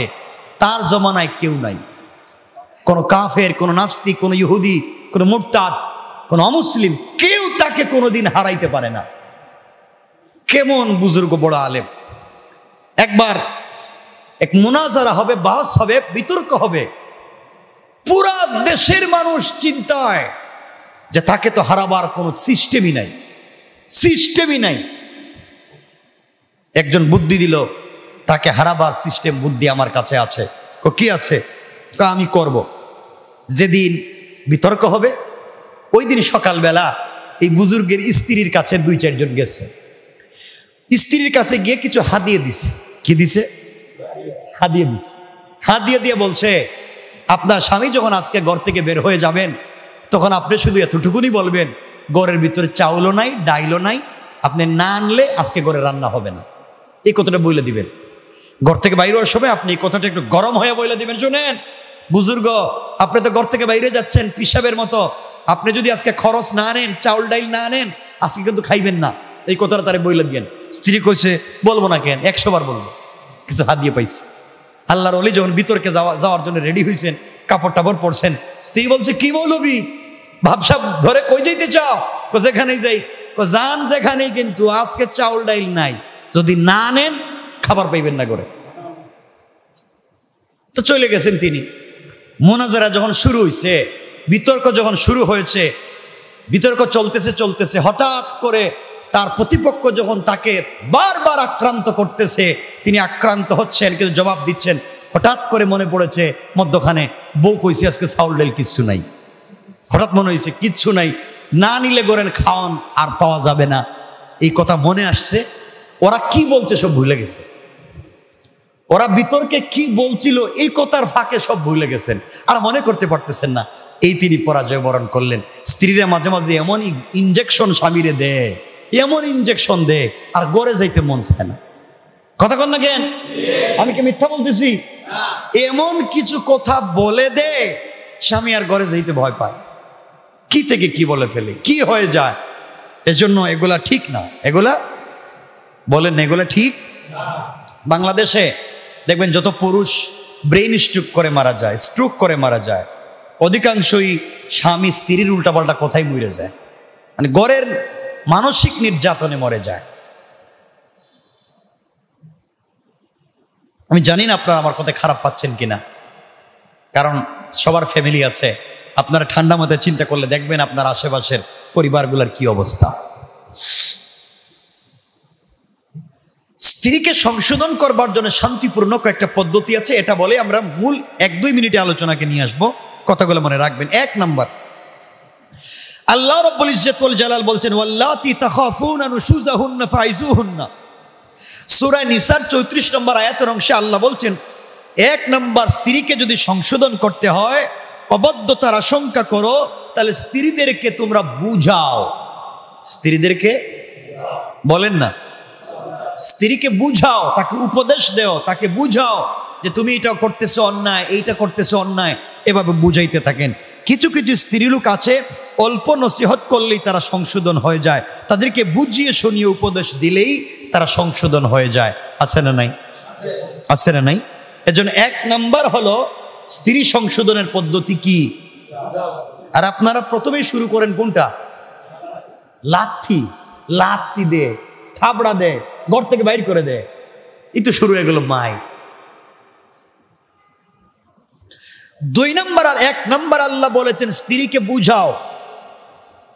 আর আসলেই নারীরা দুর্বল, তাদেরকে যদি আপনি বুঝাইতে পারেন, ওরা যত রাগই করুক, তাদেরকে যদি ভালো করে বুঝাইতে পারেন, সব আপনারে দিয়ে দিব, ঠিক না? তাদেরকে বুঝাতে হবে। 2 নম্বর হলো ওয়াহজুরুহুন্না ফিল মাদাজি'i। যদি তাদেরকে বুঝাইয়া কাজ না হয়, স্ত্রীকে অনেক বুঝালেন কিন্তু কাজ হয় না, তাইলে আল্লাহ বলছেন তোমরা তাদের সাথে শয্যা ত্যাগ করো, মানে বিছানা, কথা বলেন না কেন, বিছানা কি করো? আলাদা করো। তাদের সঙ্গে রাত্রি যাপন করো না, কারণ তাদের সাথে রাত্রি যাপন না করলে তাদের মানসিকভাবে কষ্ট হবে এবং অনেকটাই শিক্ষা হয়ে যাবে। কিছুদিন এভাবে কাটালে হয়তো তারা সংশোধন হয়ে যেতে পারে, ঠিক না? আর আজকালকে অনেক নারী আছে, তুমি আমার সময় দিচ্ছ না, আমার তো বয়ফ্রেন্ড আছে, ঠিক বললাম না? এটাও আছে। 3 নম্বর আল্লাহ বলেছেন ওয়াদরিবুহুন্না, যদি তাদেরকে বুঝাইয়াও হলো না, তাদের বিছানা আলাদা করে হলো না, 3 নম্বর ওয়াদরিবুহুন্না, তাদেরকে তোমরা প্রহার করো। কিছু কিছু স্ত্রীলোক আছে এমন উশৃঙ্খল, এমন অবাধ্য, নসিহত করেও হয় না, তাদেরকে মারধর করেও, তাদেরকে যখন নসিহত করে হয় না তখন তাদেরকে মারধর করতে হয়, মারের ভয় দেখাতে হয়। এখানে মাইর দেওয়ার অনুমতি আল্লাহ রাব্বুল ইজ্জত ওয়াল জালাল দিয়েছেন। তবে এই ধরনের স্বভাবের স্ত্রীদেরকে মারার ব্যাপারেও কিছু বিধিনিষেধ ইসলামে আছে। আল্লাহ রাসূল হাদিসে বলছেন লা তাদরিব যাইনাতাকা যরবাকা আমাতাকা, তোমরা তোমাদের জীবন সঙ্গিনীকে দাসী বাদীর মতো পিটাইও না, তোমরা তোমাদের স্ত্রী কেমন ভাবে পিটাইও না যেন তোমরা দাসী পিটাইতেছ। তো পিটাইলে তো এমনই পিটায়, ঠিক না? পিটাইলে তো এমনই পিটায়। এখানে কেউ আসেননি যে বউরে পিটাইতে পিটাইতে মোটামুটি মেডিকেলের ব্যবস্থা করে দিছে? কেউ আসেননি এখানে? আপনি পিটাইছেন? খাম সারছে, কোন কথা কইলেন? এমন মাইন মারছেন? মারেন কেন? একবারই মারছেন, আর এই কাজ কইরেন না। স্ত্রী আছে তো, এটা নিয়ে একসাথে চলে মাইর দিয়েন না, এটা কি কোন আপনি মেডিকেলের জোকা করে দিচ্ছেন? লা হাওলা ওয়ালা কুওয়াতা ইল্লা বিল্লাহ। এই কাজ আর কইরেন না। আপনারা হাসতেছেন তো, বেচারা তো সব বইলে দিছে, সত্য কথা বইলে দিছে, আর আপনারা পিটাইতে পিটাইতে হেরে প্রস্রাব করান, এরপরে কই না মারছি না, হেরে মিষ্টি খাওয়াইছি। এমন আছে তো, এজন্য এটা করবেন না। এরপরে রাসূল সাল্লাল্লাহু আলাইহি ওয়াসাল্লাম আরো বলেছেন লা তাজলিদ আহাদুকুম ইমরাআতাহু জিলদাল আবদি, তোমাদের কেউ যেন তার স্ত্রীকে কৃতদাসের মতো চাবুক না মারে, অর্থাৎ তার শরীরে যেন দাগ না পড়ে। দেখেন রাসূল তিরমিজির হাদিসে বলছেন ওয়াদরিবুহুন্না দরবান গায়রা মুবরাহিন, তাদেরকে শক্ত মায়ের দিও না, তাদেরকে এমন মায়ের দিও না যে মায়ের কারণে শরীরে দাগ পড়ে যায়। কি বুঝলেন? এমন মায়ের দিও না যে মাইরে শরীরে দাগ পড়ে যায়, আর দাগ পড়লে নারী নির্যাতন মামলা হইব, আপনার সব যাইব। কারণ যে আইন করে রাইখা গেছে, এই আইন বড় মারাত্মক, সব পুরুষের উল্টা। নারী নির্যাতন আইন আছে কিন্তু পুরুষ নির্যাতন নাই। আর পুরুষ নির্যাতন আইন যদি থাকতো মোটামুটি সবে 2-4টা করে দিয়াইতো, ঠিক না বলেন? ঠিক কইতেছে খুব মনোযোগ দিয়া। মানে দেশের যে অবস্থা, পুরুষ নির্যাতন আইন থাকলে মোটামুটি সবাইকে 2-4টা দিয়াইতো, হয়ে যাইব। ঠিক আছে। 4th নম্বর পদ্ধতি আল্লাহ রাব্বুল ইজ্জত ওয়াল জালাল কি বলছেন? আল্লাহ রাব্বুল ইজ্জত ওয়াল জালাল বলেন ওয়া ইন খিফতুম শিকাকা বাইনিহিমা ফাবআতু হাকামান মিন আহলিহি ওয়া হাকামান মিন আহলিহা। আল্লাহ রাব্বুল ইজ্জত ওয়াল জালাল বললেন ইউরিদা ইসলাহান ইউওয়াফফিকিল্লাহু বাইনাহুমা ইন্নাল্লাহা কানা আলিমান খবীরা। আল্লাহ রাব্বুল ইজ্জত ওয়াল জালাল বললেন 4th নম্বর পদ্ধতি হলো তাদের উভয়ের বিরোধের যদি আশঙ্কা করো, তোমরা স্বামীর পরিবারের পক্ষ থেকে একজন স্ত্রীর পরিবারের পক্ষ থেকে একজন সালিশ নিযুক্ত করো, তারা উভয় নিষ্পত্তি যদি করে দেয় আল্লাহ তাদের মধ্যে মীমাংসার অনুকূল ব্যবস্থা করে দিবেন। তারা যদি উভয় পক্ষ নিষ্পত্তি করার জন্যে উভয় পক্ষ সিদ্ধান্ত নেয় যে আমরা মিলে যাব, আল্লাহ রব্বুল ইজ্জতুল জালাল বলেন আমি তাদের মধ্যে এমন একটা অবস্থা সৃষ্টি করে দেব, তাদের দুজনের ভিতরে, দুনো পরিবারের ভিতরে আমার পক্ষ থেকে মায়া মোহাব্বত ভালোবাসা পয়দা করে দে। এরপর আল্লাহ রব্বুল ইজ্জতুল জালাল শেষ শব্দে বললেন ইন্নাল্লাহ কানা আলিমান খাবীরা। আল্লাহ রব্বুল ইজ্জতুল জালাল বললেন নিশ্চয় আল্লাহ সব কিছু জানেন এবং সব কিছুর খবর রাখেন। পড়েন সুবহানাল্লাহ। জানেন কে? খবর রাখেন কে? এখানে একটা কথা বলে দেই, ওই যে সালিশ নিযুক্ত করা হইল উভয় পক্ষ থেকে, এরপর আল্লাহ বলছেন সব জানি এবং খবর রাখি। অর্থাৎ যারা মুরব্বী হইছে, সালিশ নিযুক্ত হইছে, দেখবেন হেরা টাকা ছাড়া আর বিচার করে না। আছে না নাই? গ্রামে দেখবেন টাকা না দিলে আর বিচারে যায় না, উভয় পক্ষ টাকা দিলে তারা সালিশে যায়। আল্লাহ বলছেন এই খবরটা আমার জানা আছে। কে বলছেন? সালিশ নিযুক্ত করার পর যদি অনুকূল পরিবেশ সৃষ্টি না হয় তখন তালাক দেওয়া জরুরি হয়ে যায়। কারণ সংশোধনের পদ্ধতি ছিল উশৃঙ্খল স্ত্রী এমন পর্যায়ে যদি পৌঁছে যায় পর পুরুষের সঙ্গে মেলামেশা সম্পর্ক স্থাপন করতে চায়, অশ্লীল কাজের মধ্যে লিপ্ত হয়ে যায়, এমন জায়গায় যদি পৌঁছে যায় আপনি কি করবেন? আমার রাসূল বলেছেন শোনো, স্ত্রীদের ব্যাপারে কল্যাণমূলক উপদেশ গ্রহণ করো, কারণ ওরা তোমাদের ঘরে আশ্রয় আবদ্ধ রয়েছে, এতটুকু ছাড়া তোমরা তাদের আর কোনো কিছুর মালিক নও। তবে হ্যাঁ, যদি তারা প্রকাশ্যে অশ্লীল কাজ করে, অশ্লীল কাজে লিপ্ত হয়ে যায়, তখন তাদের সঙ্গে তোমরা রাত্রি যাপন করতে যাইও না এবং সহজ করে তোমরা তাদেরকে পিটাও, মারো। অতঃপর যদি তারা তোমাদের অনুসরণে ফিরে আসে তবে তাদের জন্য আর তোমরা কোনো জিনিস খোঁজাখুঁজি করো না। অর্থাৎ পিছনের জিন্দেগিতে স্ত্রী কি করেছে, কি করলো না করলো আর খুঁজতে যাইও না। এই মুহূর্তে সে যদি ভালো হয়ে যায়, তওবা করে যদি ফিরে আসে, হয়তো আল্লাহ তার পিছনের জিন্দেগির গুনাহগুলোকে মাফ করে তার আগামীর জিন্দেগিকে আসিয়ার মতো, আয়েশার মতো বানাইয়া দিতে পারে। আল্লাহু আকবার বলেন, বানাইয়া দিতে পারে। এই জন্য আল্লাহ বলেছেন, আল্লাহ রাসূল বলে দিয়েছেন তোমরা স্ত্রীদের পিছনের জিন্দেগির খবর নিতে যাইও না। বর্তমান জিন্দেগিতে যা তারা যদি মীমাংসা করে ফেলে, ভালো মানুষ হয়ে যায়, চরিত্রবান হয়ে যায়, পর্দার সঙ্গে চলে, আদর্শবান হয়ে চলে, পিছনের জিন্দেগির কোনো কথা বলে তোমরা খুঁটা দিও না। কিন্তু আমরা দেই কি দেই না? কথা বলেন, দেই। ওই পিছনের 30 বছরের আগের কথা উঠাইয়া আমরা খুঁটা দেই, এটা ঠিক না। স্ত্রী ও স্বামীকে এমন খুঁটা দিতে পারবেন না। এরপরে আল্লাহর রাসূল বলেছেন তোমাদের উপরে স্ত্রীর যেমন হক রয়েছে, তোমাদের হক তাদের উপরে রয়েছে, তাদের হক তোমাদের উপরে রয়েছে। তোমাদের বিছানায় তোমাদের স্ত্রীরা আর অন্য কাউকে পছন্দ করতে পারবে না। সুতরাং রাসূল সাল্লাল্লাহু আলাইহি ওয়াসাল্লাম বলে দিয়েছেন তাদেরকে যেন তোমাদের বাড়িতে অনুমতি না দেয় যাদেরকে তোমরা পছন্দ করো না। স্ত্রী এমন হওয়া চাই, স্বামী যাকে অপছন্দ করে তাকে বাড়িতে নিয়ে আসা যাবে না। স্বামী যাকে পছন্দ করে না তাকে স্বামীর বিছানায় বসানো যাবে না। স্বামী যাকে দেখতে পারে না, যাকে পছন্দ করে না, স্বামীর ঘরে ঢুকানো যাবে না।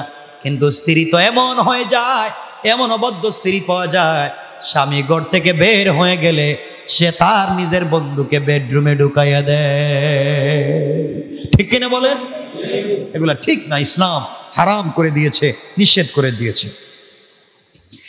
এরপর আল্লাহ রাসূল সাল্লাল্লাহু আলাইহি ওয়াসাল্লাম স্ত্রীদেরকে বলছেন আর তোমরা তোমাদের, তাদের হক হলো তাদের খাদ্য এবং কাপড়ের জন্য ভালো ব্যবহার, ভালো করে দেওয়া। আল্লাহ রাসূল বলতে চাইলেন স্বামীরা শোনো, তুমি তোমার জন্য যেই জিনিস ব্যবহার করো স্ত্রীর জন্য ওই জিনিস করবা। প্রত্যেক দিন বন্ধু বান্ধবদের আড্ডায় গিয়ে ভালো ভালো রেস্টুরেন্টে খাবার খাও, কিন্তু স্ত্রীর জন্য কিছু নিয়ে যাও না, এটা তো অন্যায়।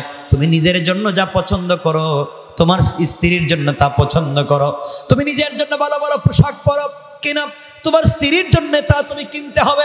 তুমি যেমন খাবার পছন্দ করো তোমার স্ত্রীর জন্য তা পছন্দ করতে হবে। এক কথায় তুমি যেই সোসাইটি লালন করো তোমার স্ত্রীর জন্য এমন সোসাইটি লালন করতে হবে। এক কথায় তুমি যেমন করে চলতে চাও তোমার স্ত্রী কেমন করে চালাতে হবে। এক কথায় আল্লাহ বুঝাতে চাইলেন ওখানে উপরতলা নিচতলার কোনো ব্যবহার রাখতে চান না, ছোট লোক বড় লোকের কোনো ব্যবহার রাখতে চান না। আল্লাহ বুঝাতে চাইলেন তুমি নিজের জন্য যা পছন্দ করবে তুমি তোমার স্ত্রীর জন্য তা পছন্দ করবে। কোন সুবহানাল্লাহ। এরপর আল্লাহ রাসূল বলেছেন অশ্লীল কাজে লিপ্ত হওয়ার দরুন এত সব সংশোধনের পদ্ধতি বলা হয়েছে, এরপরেও যদি স্ত্রীকে অশ্লীল কাজ থেকে ফিরানো না যায়, পর পুরুষের সঙ্গে অবৈধ সম্পর্ক স্থাপন করা থেকে যদি ফিরিয়ে আনা না যায়, তখন অন্য পথ করা লাগবে, আর সেটা হলো তালাক দিতে হবে। তখন তালাক দেওয়া জরুরি হয়ে যায়। স্ত্রী আমার কথা শুনে না, আমার খায় আরেকজনের সঙ্গে থাকে, আমার খায় আমার কথা শুনে না, এমন যদি হয়ে যায় তালাক দেওয়ার প্রয়োজন পড়ে, এমন সময় কেমনে তালাক দিতে হবে এই কথাগুলো আল্লাহ তাআলা কোরআন কারীমে বলে দিয়েছেন। আল্লাহ রাসূল সাল্লাল্লাহু আলাইহি ওয়াসাল্লাম বলে দিয়েছেন স্ত্রীকে মারার কয়েকটা ব্যাপার রয়েছে, কেমনে কেমনে স্ত্রীকে প্রহার করবেন। স্ত্রীকে 4 কারণে স্ত্রীকে প্রহার করতে পারবেন। এবার মনে করে ফেলেন যে কোন কোন কারণে স্ত্রীকে মারতে পারবেন। 1 নাম্বার, স্বামীর ভালো লাগা সত্ত্বেও স্ত্রী যদি সৌন্দর্য চর্চা না করে। কথা কি বুঝাইতে পারলাম? স্বামীর ভাল লাগে স্ত্রী হাতে মেহেদি দিবে, পায়ে মেহেদি দিবে, আলতা আলকাতরা লিপস্টিক এগুলো লাগাইব। স্বামীর ভাল লাগে সৌন্দর্য চর্চা করতে, কসমেটিক্স ইউজ করতে, পার্লারিং করতে, স্বামীর ভাল লাগে। স্ত্রী করে না, স্ত্রী করে না, তখন স্বামী মারতে পারবে। কথা বুঝাইতে পারলাম? কারণ স্ত্রী যদি পার্লারিং করে, মেকআপ করে, খুব স্টাইলিস্ট হয়ে থাকে, তাহলে স্বামী তো অন্য পুরুষের দিকে আর থাকাবে না। ঠিক কিনা বলেন না? এজন্য ইসলাম বলেছে স্বামীর ভালো লাগা সত্ত্বেও স্ত্রী যদি সৌন্দর্য চর্চা না করে তাইলে স্বামী স্ত্রীকে প্রহার করতে পারবে। 2 নাম্বার, স্বামী যদি তাকে বিছানায় ডাকে আর শরীয়তের কোনো কারণ, অর্থাৎ তার মধ্যে যদি মাসিক অথবা কোনো ধরনের রোগাক্রান্ত শরীয়ত যেটা বলেছে এটা না থাকে, সে সুস্থ থাকে এবং পবিত্র থাকে, স্বামী তাকে বিছানায় ডাকবার পরেও যদি সে না যায়, অস্বীকার করে, স্বামীর কথা না শুনে, মারতে পারবে। কিন্তু আজকালকে দেখবেন অনেক শুনি তো, মাঝে মাঝে পত্রিকা দেখি, রিড করে স্ত্রী পত্রিকা দেখে থানায় গিয়ে মামলা করে যে স্বামী আমাকে তার সাথে মেলামেশা করতে বাধ্য করতে চায়। তো স্বামী বাধ্য করবে না, দিকে আরেকজন করবে নাকি? সংক্ষেপ করে বললাম, এগুলো রিড করে পত্রিকায় পাই মাঝে মাঝে। 3 নাম্বার হলো ফরজ ইবাদত, যেমন নামাজ রোজা ইত্যাদি যদি স্ত্রী না করে, নামাজ পড়ে না, কি পড়ে না? নামাজ পড়ে না, রোজা রাখে না, সত্য কথা বলে না, তাইলে এই সময় স্বামী চাইলে স্ত্রীকে প্রহার করতে পারবে। 4র্থ হলো স্বামীর বিনা অনুমতিতে বাড়ি থেকে যদি বের হয়ে যায়, স্বামীর অনুমতি নেয় না, যেখানে মন চায় সেখানে চলে যায়, স্বামীর অনুমতি নেয় না, এই সময় চাইলে স্বামী কি করতে পারবে? কথা বলেন না, মারতে পারবে। কি করতে পারবে? কই মারবেন? মুখে মারবেন। মুখে মারা হারাম। স্ত্রীর মুখে মানে গালে বা মুখে মারা, কথা বলছেন না কেন? আপনারা মারেনি তো, থাবড়া দেনি তো মুখে। ইসলাম বলেছে স্ত্রীর মুখমণ্ডলে মারা নিষেধ এবং কঠিন মাইর দেওয়া যাবে না। এরপরে আল্লাহ রাব্বুল ইজ্জতুল জালাল বললেন এত কিছুর পরেও, এত পদ্ধতির পরেও যদি স্ত্রীকে সংশোধন করা না যায়, উপদেশ দিলাম সংশোধন হলো না, বিছানা আলাদা করলাম সংশোধন হলো না, মাইর দিলাম সংশোধন হলো না, সালিশ নিযুক্ত করলাম সংশোধন হলো না, তালাক যদি দিতেই হয় তালাক কেমনে দিবেন? আল্লাহ রাব্বুল ইজ্জতুল জালাল বলেছেন একসঙ্গে 3 তালাক দেওয়াকে ফিকহের কিতাব সমূহে হারাম বলা হয়েছে।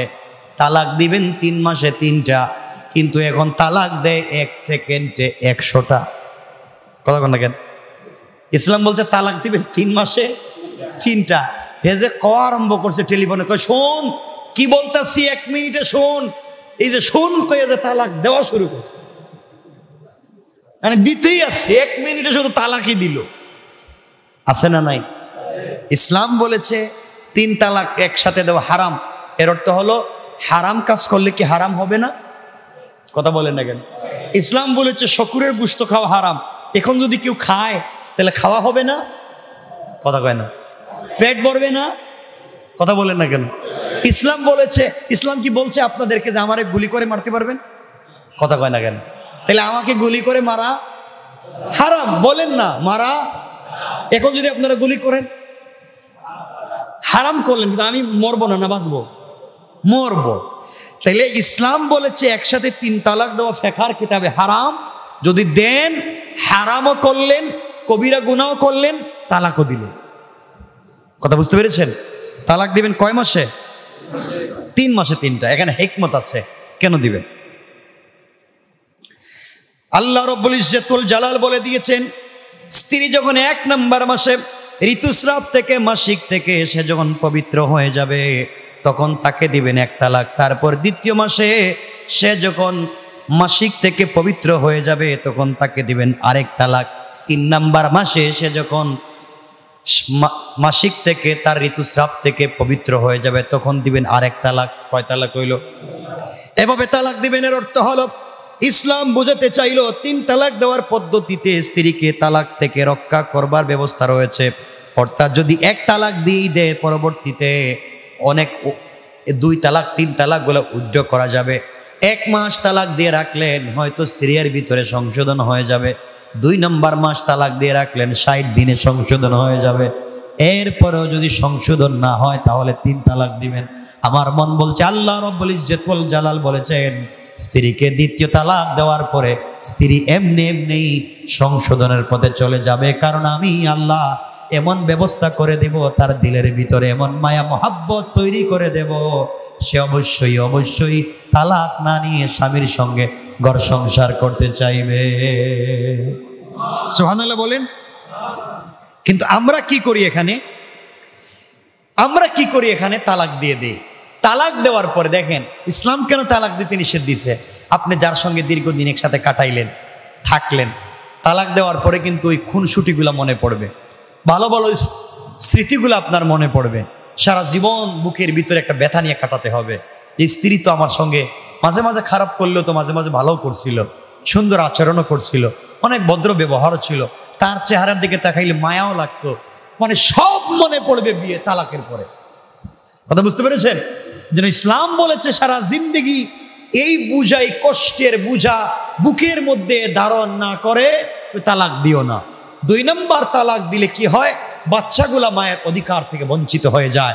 সমাজের ভিতরে বাচ্চাদের আর ন্যূনতম অধিকার থাকে না। মায়ের তালাক হয়ে গেছে, এই বাচ্চাদেরকে কেউ দেখতে পারে না। 3 নম্বর সমস্যা হলো যে স্বামী স্ত্রীকে তালাক দিবে, এই স্বামী আর ফার্স্ট ক্লাস নাগরিক হয়ে সমাজে বসবাস করতে পারে না। ঠিক বললাম না? মানুষের কাছে কেমন লোক তুমি, বাচ্চা রেখে স্ত্রীকে তালাক দিয়েছ। সুতরাং ইসলাম বলেছে তালাক দিও না। এরপরেও যদি তালাক দিতে হয়, আল্লাহ রাসূল সাল্লাল্লাহু আলাইহি ওয়াসাল্লাম বলেছেন, আল্লাহ বুঝাতে চাচ্ছেন আবগাদুল হালাল ইনদাল্লাহি আত-তালাক, আল্লাহর কাছে সবচেয়ে ক্রোধপূর্ণ একবারে নিম্নমানের হালাল একটা কাজ হলো তালাক। আল্লাহর কাছে নিম্নমানের হালাল 2টা। কয়টা? সবাই বলেন না। 2টা। একটা হলো স্ত্রী তালাক দেওয়া, আর একটা হলো ভিক্ষা করা। ভিক্ষা করা যেমন নিম্নমানের হালাল, স্ত্রীকে তালাক দেওয়াও নিম্নমানের হালাল।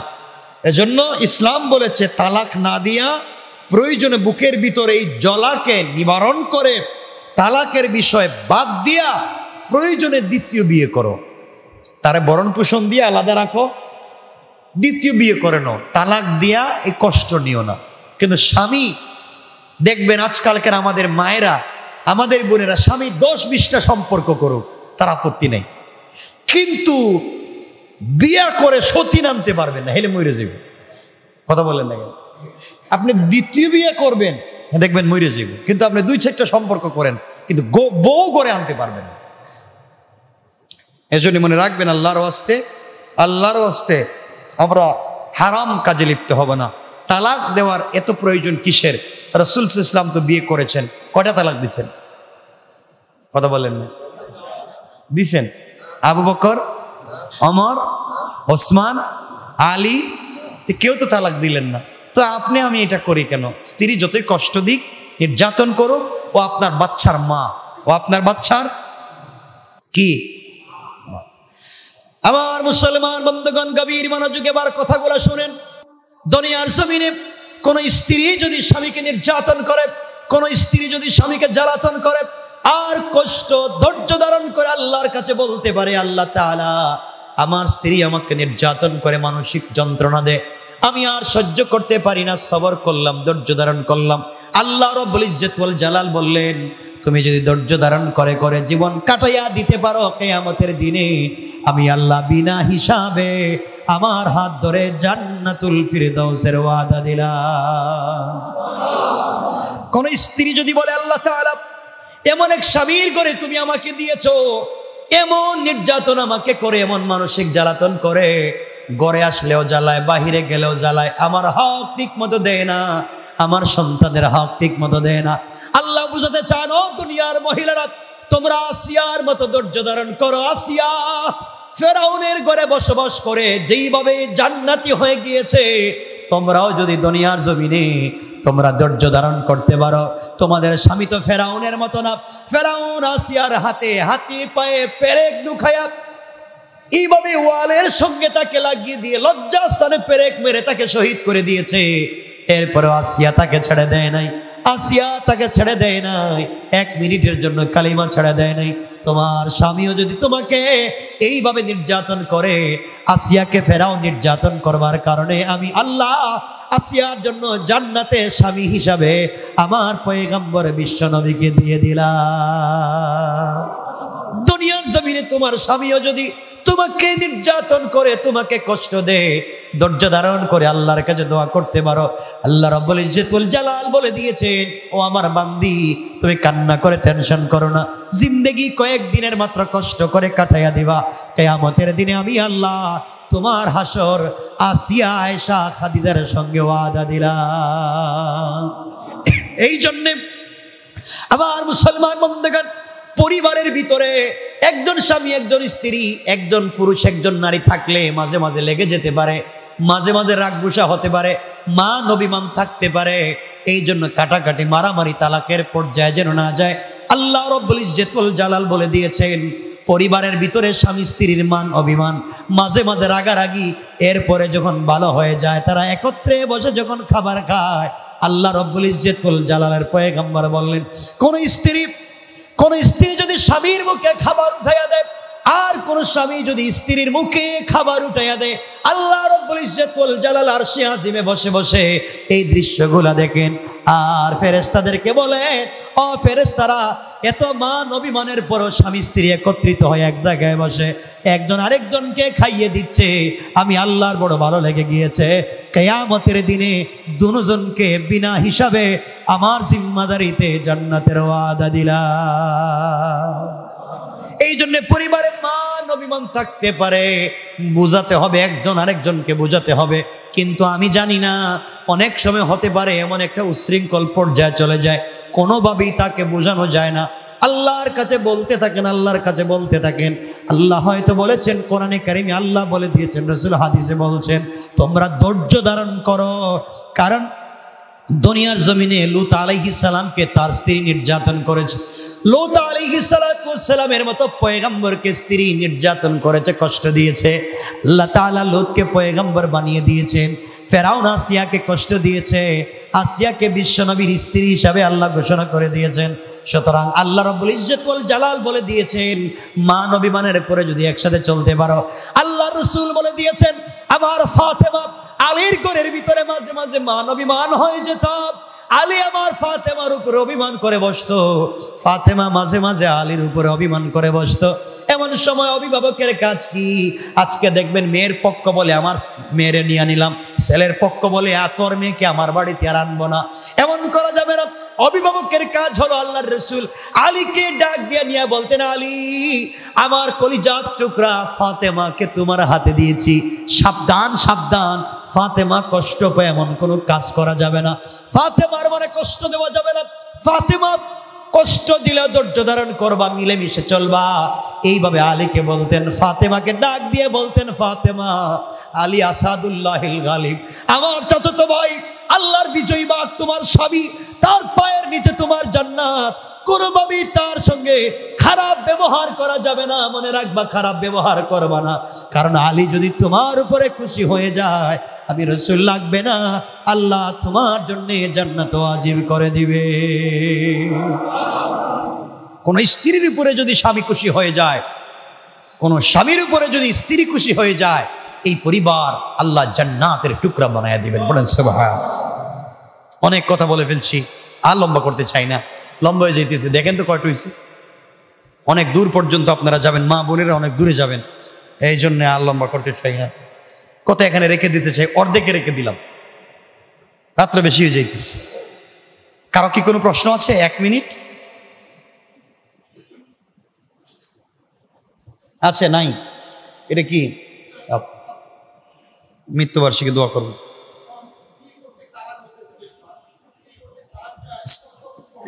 এইটা তো একটা মারাত্মক প্রশ্ন করছেন। স্ত্রী কর্তৃক তালাকের কোনো গ্রহণযোগ্যতা ইসলামে নাই। স্ত্রী তালাক দেওয়ার কোনো অধিকারই নেই। স্ত্রী পৃথিবীতে কোনোদিন স্বামীকে তালাক দিতে পারবে না, কথা বলছেন? কিন্তু কোর্টে গেলে আপনি দিতে পারবেন, কারণ বাংলাদেশের এই আইনটা বাংলাদেশ বানায় নাই, ওটা পাকিস্তানের সময় থেকে তৈরি করা মুসলিম পার্সোনাল ল। আমাদেরকে গোলাম বানায় রেখে গেছে। মহিলারা কোর্টে গিয়ে তালাক দিয়ে দেয় স্বামীকে, অর্থাৎ কোন স্ত্রী চাইলে স্বামীকে তালাক দিতে পারবে না, এটাই ছিল ইসলামের বিধান। তালাক দিতে পারবে না, তালাক নিতে পারবে। তালাক স্বামী, স্ত্রী যদি বলে স্বামীকে তোমাকে 1 তালাক 2 তালাক 3 তালাক 14 গোষ্ঠী তালাক, তাহলে তালাক হবে না। স্ত্রী যদি বলে তোমার পক্ষ থেকে স্বামী আব্দুল্লাহ বা স্বামী বল্টু মিয়া, তোমার পক্ষ থেকে আমি স্ত্রীর উপরে তালাক নিলাম, তাহলে তালাক হবে। তালাক দিলাম বললে তালাক হবে না, তালাক নিলাম বললে তালাক হবে। আমি একটা কঠিন কথা বলে দিলাম, সারাদিন যদি বউ বলে তালাক দিলাম দিলাম দিলাম দিলাম, তালাক আর হবে না। আইনে আছে, বর্তমান আইনে কোর্টে গেলে এটা হবে, কিন্তু ইসলাম এই জায়গার মধ্যে এটাকে পরিষ্কার করে বলে দিয়েছে, স্ত্রী তালাক স্বামীকে দিতে পারবে না, সে নিতে পারবে। কোর্টে গিয়ে যদি কেউ দিয়ে দেয়, কারণ যে দেশে বসবাস করবেন আপনি সে দেশের আইন তো আপনাকে ফলো করতে হবে। কথা কি বুঝতে পেরেছে? আর কারো কিছু জানার আছে? আল্লাহুম্মা সাল্লি আলা মুহাম্মাদ ওয়া আলা আলি মুহাম্মাদ কামা সাল্লাইতা আলা ইব্রাহিম ওয়া আলা আলি ইব্রাহিম ইন্নাকা হামিদুম মাজিদ। আল্লাহুম্মা আমিন। ربنا ظلمنا أنفسنا وإن لم تغفر لنا وترحمنا لنكونن من الخاسرين. ربنا آتنا في الدنيا حسنة وفي الآخرة حسنة وقنا عذاب النار وادخلنا الجنة مع المتقين والأبرار. اللهم اغفر لنا ولوالدينا رب ارحمهما كما ربياني صغيرا رب ارحمهما كما ربياني صغيرا. আয় আল্লাহ তাআলা, আয় আল্লাহ গভীর রজনীতে আলিম ওলামা নিয়ে, হাফেজে কোরআন নিয়ে, নওজোয়ান ভাই নিয়ে, মাসুম বেগুনা বাচ্চা নিয়ে, সাদা দাড়িওয়ালা মুরব্বী বাবা নিয়ে, পর্দানিশীন মা বোনদেরকে নিয়ে আমি গুনাহগার, তুমি মুনিবের দরবারে তোমার ঘরে বসে হাত উঠাইলাম। আল্লাহ দয়া গুণে মায়া গুণে সর্বপ্রথম আমাদের তামাম জিন্দগির তামাম গুনাহগুলোকে মাফ করে দাও। আয় আল্লাহ তাআলা, গুনাহর কারণে কিয়ামতের দিনে জালিম গুনাহগার বলে তুমি ডাক দিও না, আমাদের তামাম জিন্দগির গুনাহকে মাফ করে দাও। আয় আল্লাহ, স্বামী স্ত্রীতে মিল মোহাব্বত বাড়াইয়া দাও, পরিবারের ভিতরে শান্তি ফিরাইয়া দাও। আমাদের পরিবারকে আয়েশা বিশ্বনবী হযরতে ফাতেমার আলীর পরিবারের মতো তুমি বানাইয়া দাও। আমাদের বাচ্চাদেরকে আলিম বানাও, হাফেজ বানাও, মুজাদ্দিদে জামান বানাও। আমাদের দিলের ভিতরে যত জায়েজ মাকসাদ আছে পুরা করে দাও। মিনাল জিন্নাতি ওয়ান নাস, মানুষ শয়তান জিন শয়তান থেকে আমাদেরকে বাঁচাও।